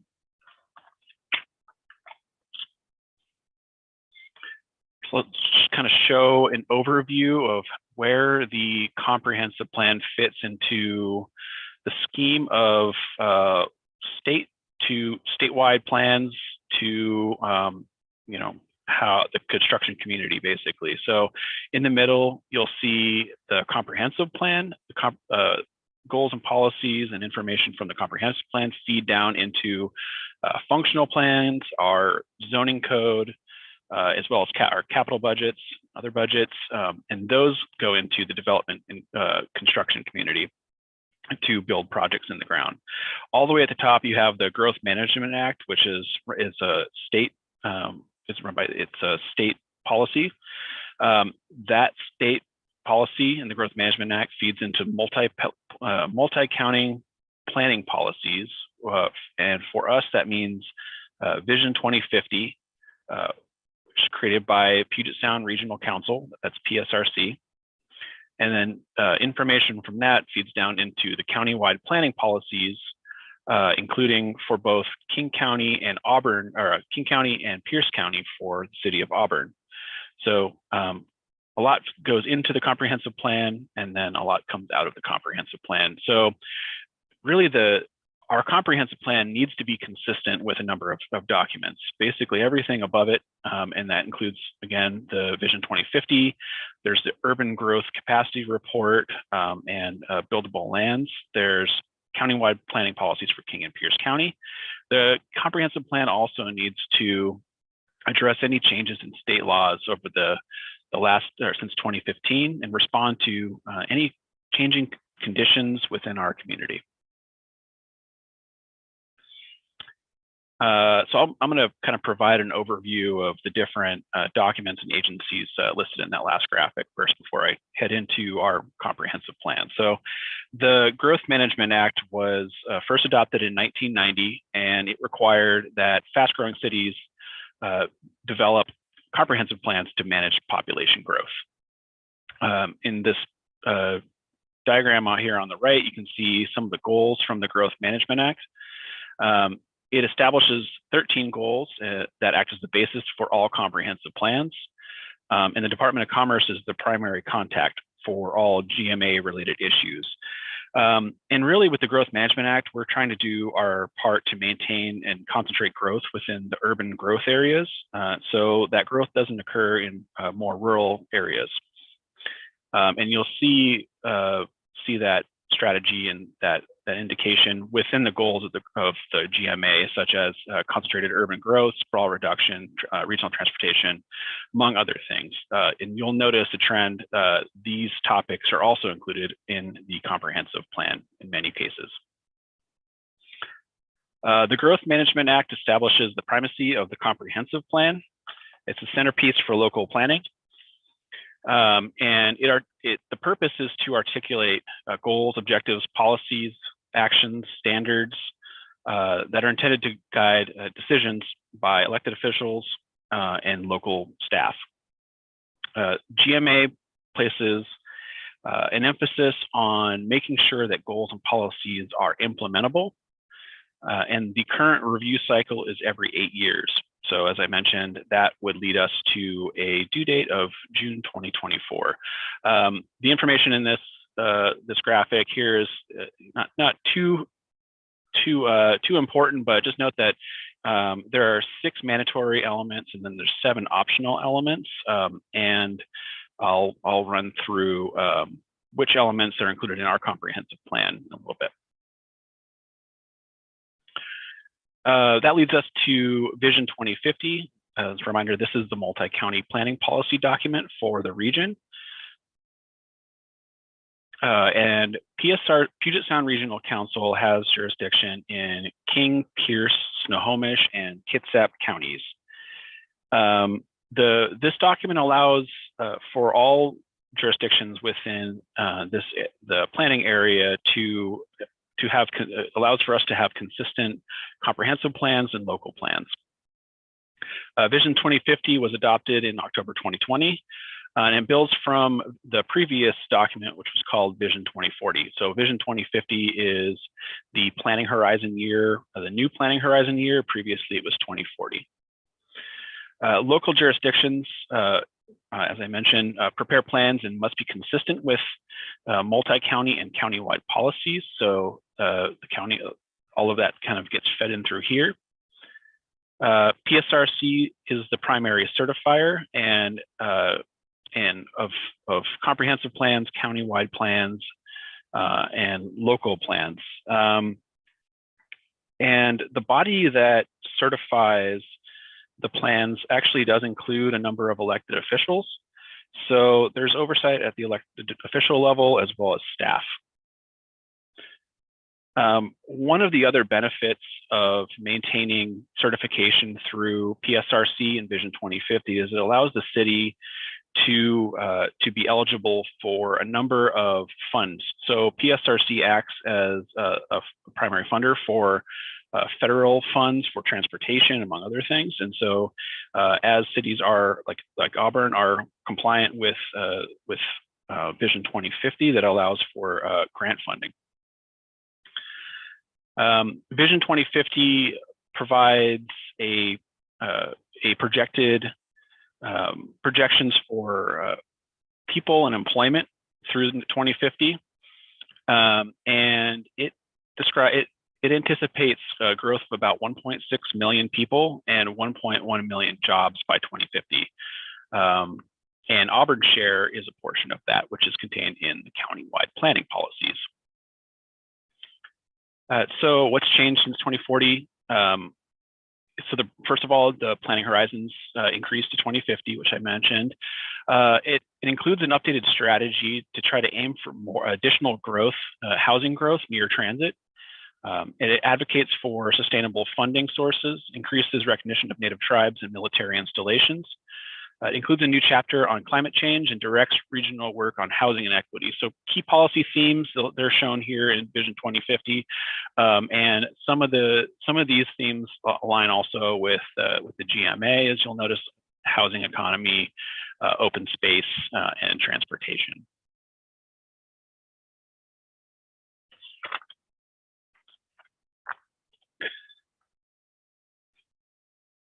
So countywide planning policies. This provides the guidance, our primary guidance for comprehensive plans. The city of Auburn currently has boundaries within King County and Pierce County, so we need to abide by both the countywide planning policies for both King and Pierce County. Each of those counties can have different policies, different goals and philosophies, which can be challenging, but to this date, we've made that work within our comprehensive plan, and we'll continue to do so. The urban growth area boundary and criteria for revising growth boundaries is contained in the countywide planning policies document. It provides housing unit employment growth targets through 2044. 2044 is the horizon year we will be planning for in our comprehensive plan. It provides criteria for defining centers and urban and manufacturing urban centers. So these are countywide urban centers and manufacturing industrial centers. Places like centers of local importance, and King County recently started a center program, which I think the next round of applications are right after all of these comprehensive plans are due to be adopted. So there's the countywide, there's some center considerations. It includes policies for issues of countywide nature and a number of topics, including development patterns, transportation, the economy, public facilities, and the environment. And it's also compliant with a number of the other documents that I had mentioned. So within King County, the countywide planning policies document for 2044 provides housing targets, as I mentioned. And so it says it anticipates 12,000 net new residential units by 2044 and 19,520 net new jobs. In Pierce County, through 2044, it targets 96 net new residential units and 0 net new jobs. I'll talk a little bit about what these targets mean in a second. So there's also this concept of regional growth centers, which is found in the 2018 PSRC Regional Centers Framework Update. The regional growth strategy allocates most of the growth to metro core and high capacity communities. Our downtown Auburn is a core regional growth center. And so with that comes a number of requirements in order to maintain that designation. In purple, and the purple boxes on the right-hand side of your screen, you'll see from the 2018 plan, the criteria in order to maintain that designation. I think the key I want you to take away from this is this idea of an activity unit. And an activity unit is basically the combination of population and or employee per acre. And so PSRC it requires 18 activity units per acre for existing density and a planned target density of 45. Back in 2010, when PSRC ran through and did analysis on our downtown, we were at 18.2. So we were meeting existing density requirements at that time. A lot's changed in the last 12 years. The density has definitely changed. And so concurrent with this comprehensive plan project, we are beginning an update of our Auburn downtown plan. And a component of that is to provide a market study, which will allow us to better understand where we currently are with these activity units and identify strategies to maintain our designation to ensure that we're hitting planned target densities, as well as some of these other criteria. There's a minimum and maximum size, and then there's a combination of uses which is required. And then just quickly, this other component is called buildable lands reports. So we've talked about policies, there's growth targets, and then this is the actual capacity. So it's an assessment of housing and unemployment capacity, and each county provides this. The city works with the county to develop this analysis. It runs mid-cycle, and for the current plans, it runs 2006 to 2018 is the existing year. So there's a lot of information on this slide, but I'd like to just kind of direct you to this number, this section right here, where it shows that the growth target from 2006 to 2035. 2035 was the old comprehensive plan horizon year. It's 22,446 units or jobs. And after calculating out the number of jobs created by 2006 and 2018, there's a remaining amount of about 17,000. The county goes through a process to determine the amount of land capacity to accommodate employment. And what they've calculated, there's a deficit of 9,000 jobs. So there's a remaining target of about 16,000, and our current zoning will allow for about for a deficiency of about 9,000. So through the comprehensive plan, we'll be looking at strategies in order to hit those targets. On the residential side, it's flipped, where we have a remaining target of about 8,000. We have a total capacity of about 9,000. Therefore, we have a surplus of land to meet these targets, given current zoning codes and comprehensive zoning. In Pierce County, as I mentioned, the targets are quite low.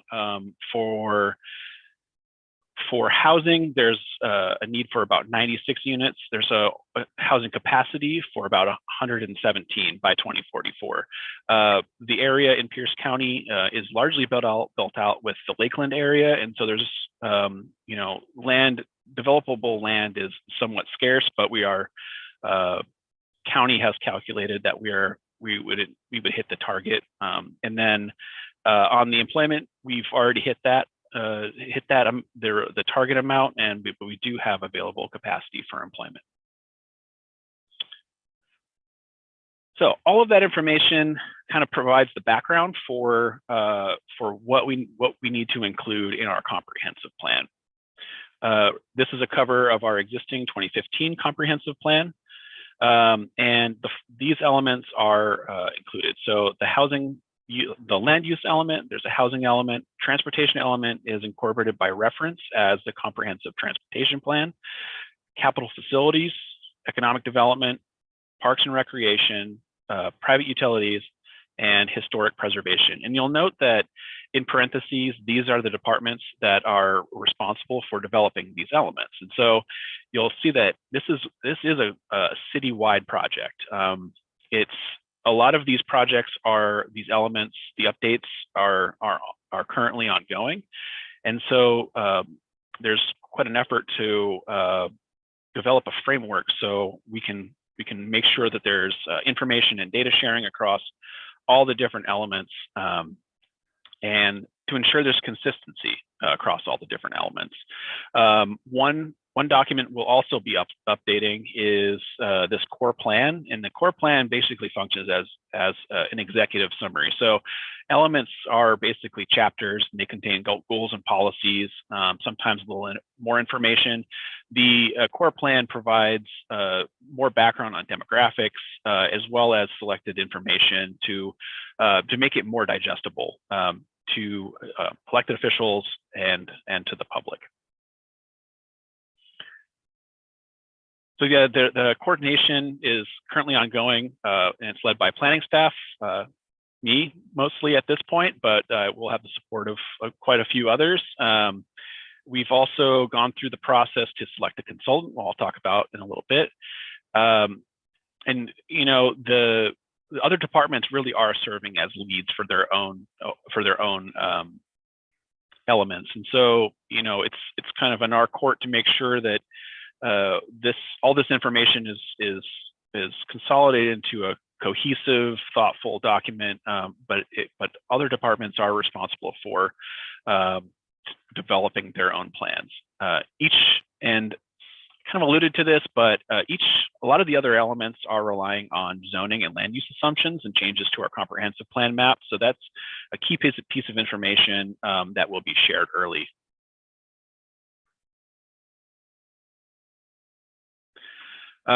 So yeah, we went out for a request for proposal in December, requesting the assistance of a consultant to help us put together a framework and also provide analysis on a number of elements, including the land use and housing elements.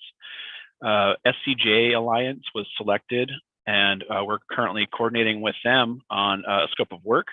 And we're hoping this process will begin in a couple of weeks or early next month. Throughout this process, we anticipate multiple touch points with the Planning Commission as well as City Council. Ultimately, a public hearing, and there will be a development of a recommendation to the City Council.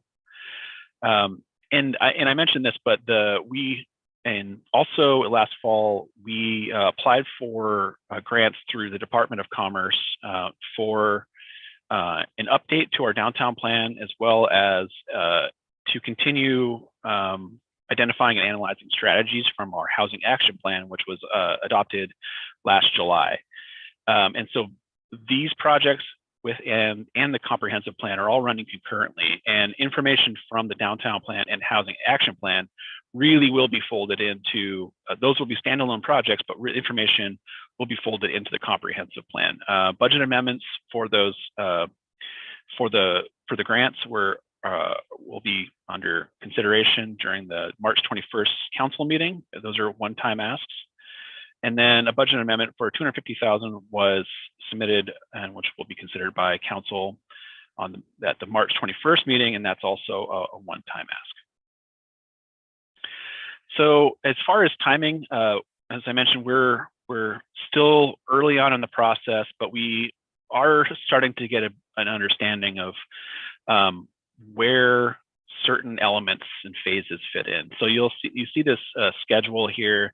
You'll notice that a lot of these phases do kind of span the next couple of years, and there's just a lot of interdependency among them.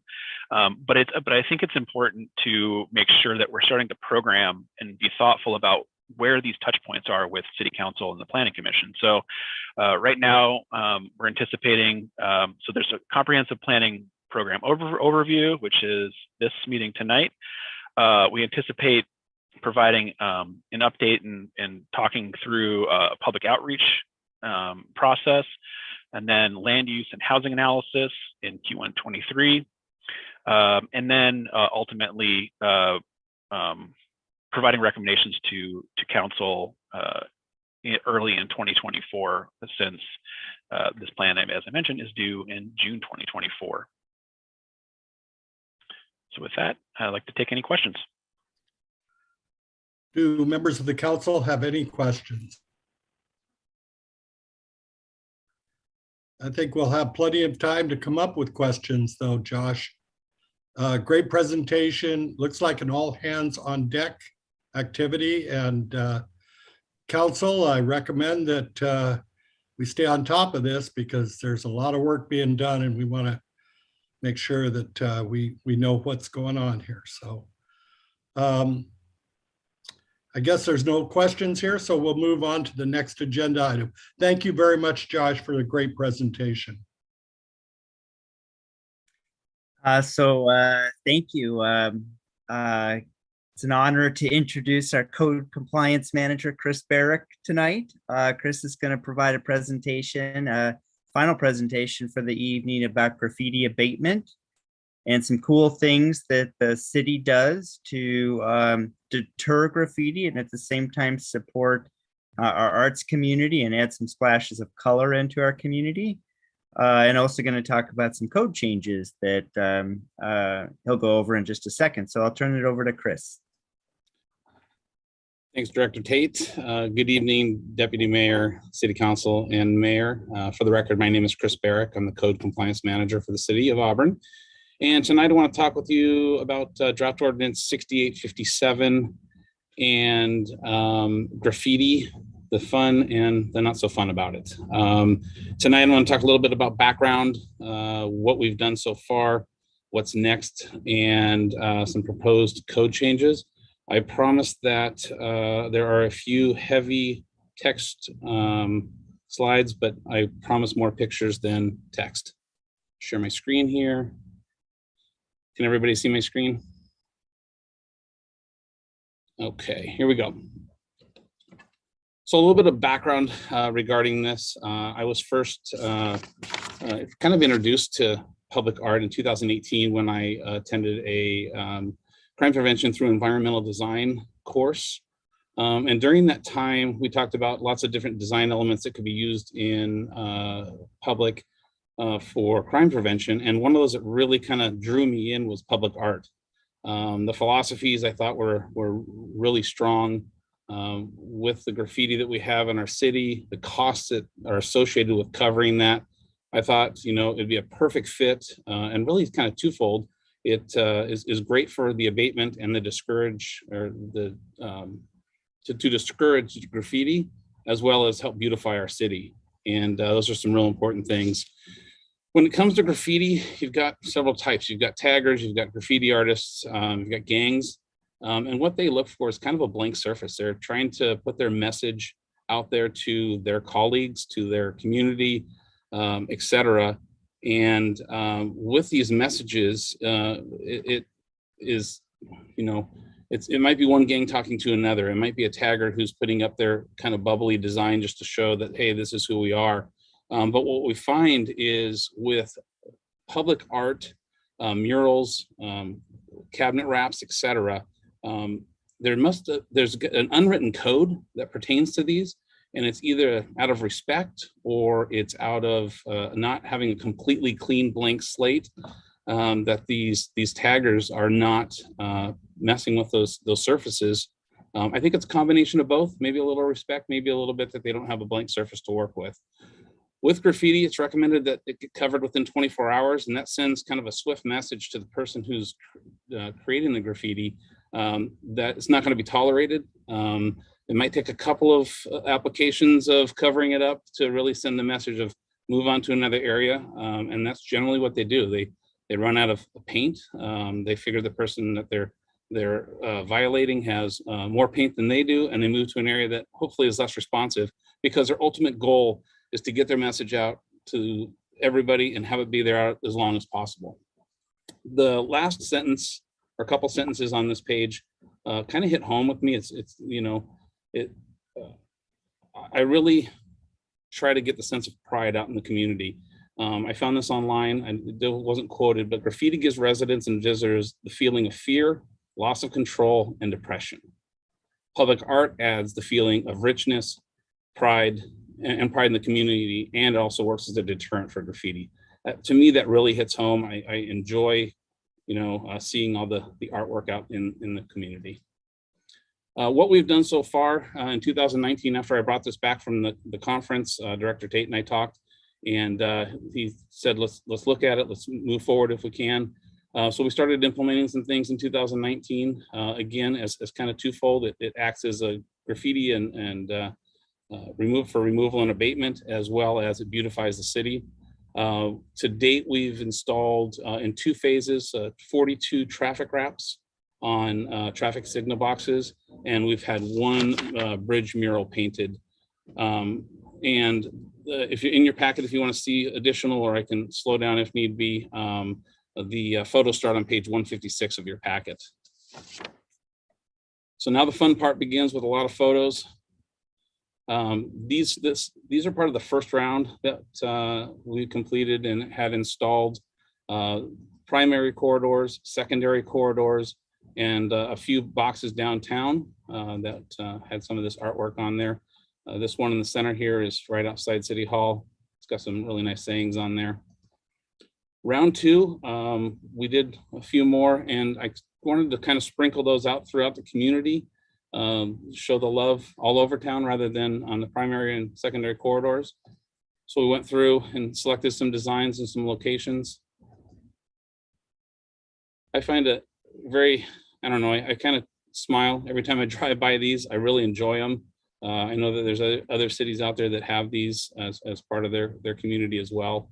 And I think it's just something that brings joy to people as they drive by. Just a quick smile. Doesn't take very long. You don't have to sit and really absorb what it is. There's nothing really to read. It's just really enjoyable, just a quick glance drive by. So for the mural that we did, these are some photos that I actually pulled off of Google Maps on Street View. This is the F Street underpass between Highway 18 between 4th Street Southeast and 5th Street Southeast. And you can see this is a photo back from 2008. All these darker areas where graffiti was covered. Here's a photo from 2017 that actually shows some graffiti on the underpass on the sides there. 2018, other side of the bridge, same thing, some graffiti. So, for a minimum of 12 years, the city has been maintaining this, covering it at an unknown cost. I don't know that it's tracked 100%, but most likely it's in the thousands of dollars. I was really excited when we finally got a muralist to go out and paint a mural on this. This bridge was tagged probably on average about once a week that we were dealing with it, and M&O staff. Here's what, if you haven't driven underneath this, I highly, highly recommend it. The pictures do not do it justice. It's absolutely spectacular. I believe it's named the Pillow Fight. Got a little video that kind of shows it with a little bit better detail, but the colors are very bold, bright. There's a lot of movement, a lot of energy in it. And what's nice about it is it doesn't really detract from people driving by. They can kind of look at it at a quick glance and really get the gist of it. It's just a really neat piece. So this has not been, so let me back that up. This has been tagged, knock on wood, one time since 2020 when it was finished. If you didn't know any better, it was kind of on the side pillar. It was about 6 letters. It almost looked like the signature of the artist. It was, because there's not a lot of open space for anybody to send their message. So it really has done its job in really, discouraging that. What's next? Hopefully a lot. So for 2022, we've got 21 new traffic wraps that are going to be installed. We're going to go backwards a little bit. We're going to go back to 35 of the 42 cabinets that we've already installed. The wrap on there, 35 of them have at least one or multiple battery backup boxes that did not get done in those rounds. So we're going to go back and kind of match that artwork up and rewrap those. And then we're currently talking with a couple muralists from the city's roster that will be looking to do a mural on the Booth Bridge, which is on 2nd Street Southwest, just right over by the Verge. And I pulled a couple of photos from the other day.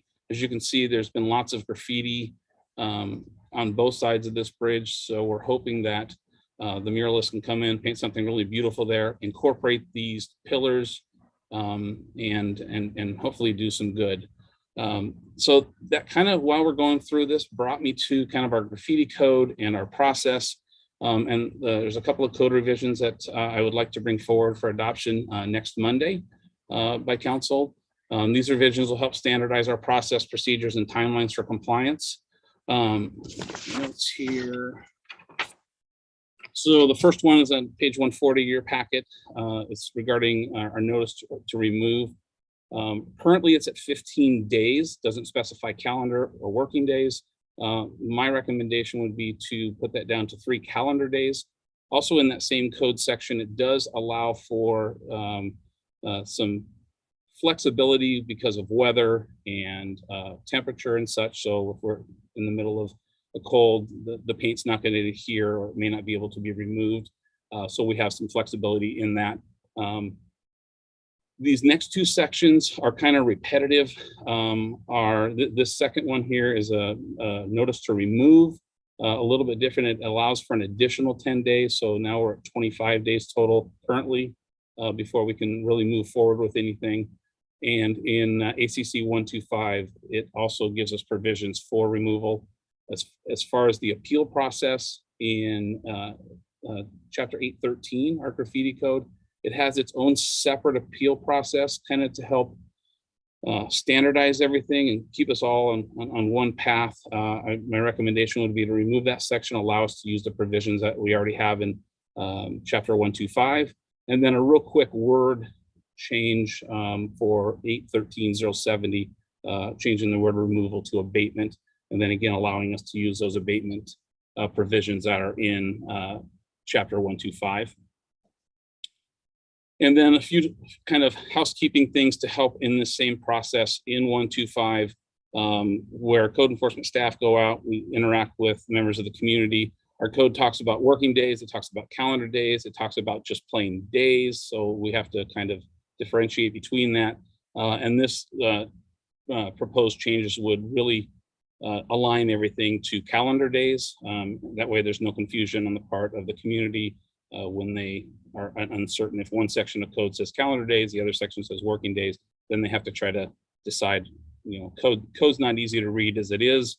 And for people who don't read it on a daily basis, it becomes even that much harder sometimes. So with that, I will entertain any questions if anybody has. And then one last kind of point where I'd like to bring up on this is moving forward, that mural, I want to let you know that you will probably be seeing an invoice come through, and we would sure appreciate approval on that for this next mural, and to get that taken care of. And so with that, I will open it to questions. Thank you very much, Chris. We appreciate the presentation. Deputy Mayor Jay Raj. Thank you, Council Member Larry Brown. It was a couple of years ago when I first started noticing the control boxes starting to have those wraps. And it brought a smile to my face, I must say. And it's been kind of growing everywhere else. So I like what we are doing in our city.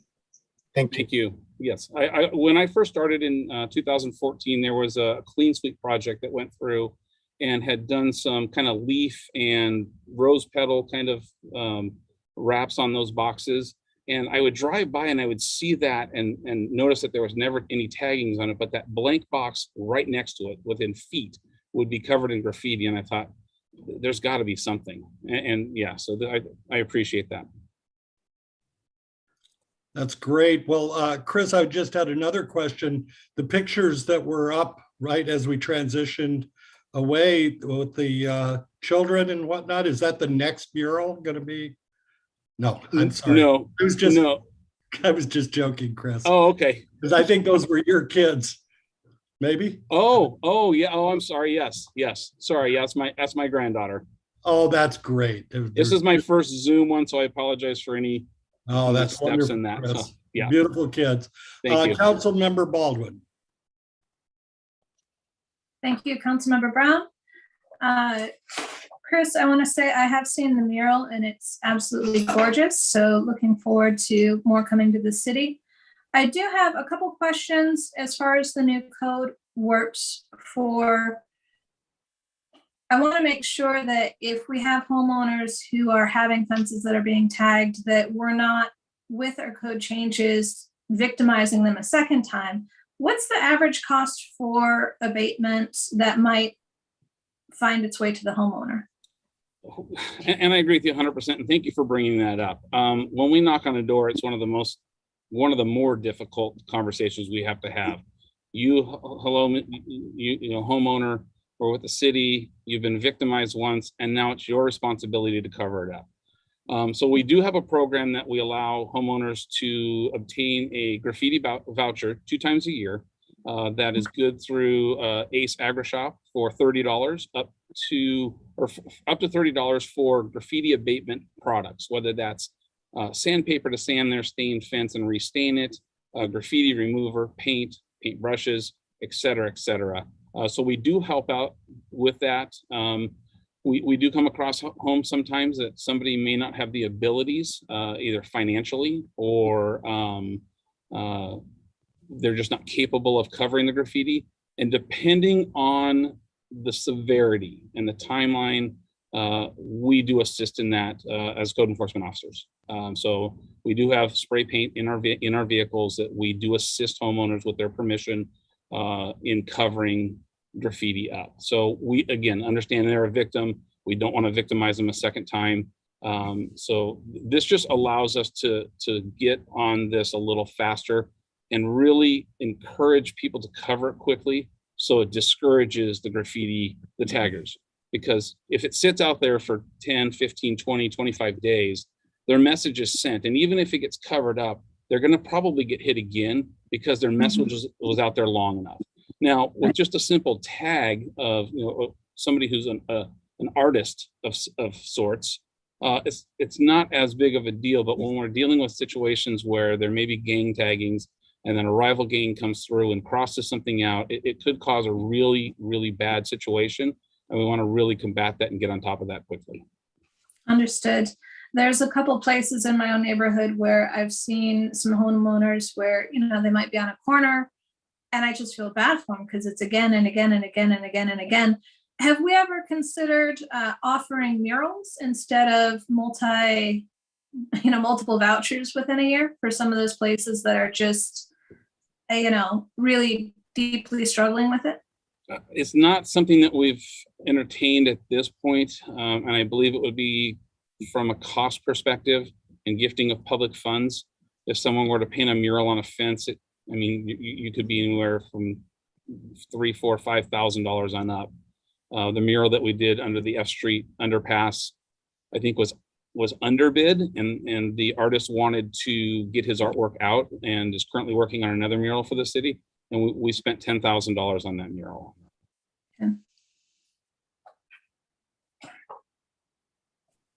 Thank And you. then- Oh, I'm sorry, Councilmember Baldwin.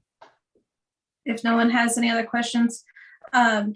Conversely, if we have a homeowner where maybe they're elderly, or as you said, struggling with income, do we ever rely on our team that does the home repairs to support the abatement? We do not currently, and I don't know because they're funded differently than we are, if we would be able to use them for that. But in years past, pre-COVID, Green River Community College had a program where they would go out once a month on a Saturday with their leader, and then law enforcement accompanied them just kind of for safety reasons. And they would go out and get a list of the areas that we were looking to have covered up that we kind of compiled over the week prior, and they would go out and assist us with that. So we do have some outside help. I don't know that that program is up and running currently, but it's something that we're looking into for the future. Well, and there's also been like the folks up at name is escaping me, Seventh-day Adventist at the Academy. There's been community members, church groups that have contacted us to ask us questions about participating in community programs like that. So over the years, we've, I think, successfully been able to connect those types of groups to people who are in need. And whether that's graffiti or out of control landscaping or whatever it might be, we've got a lot of good success stories under our belt.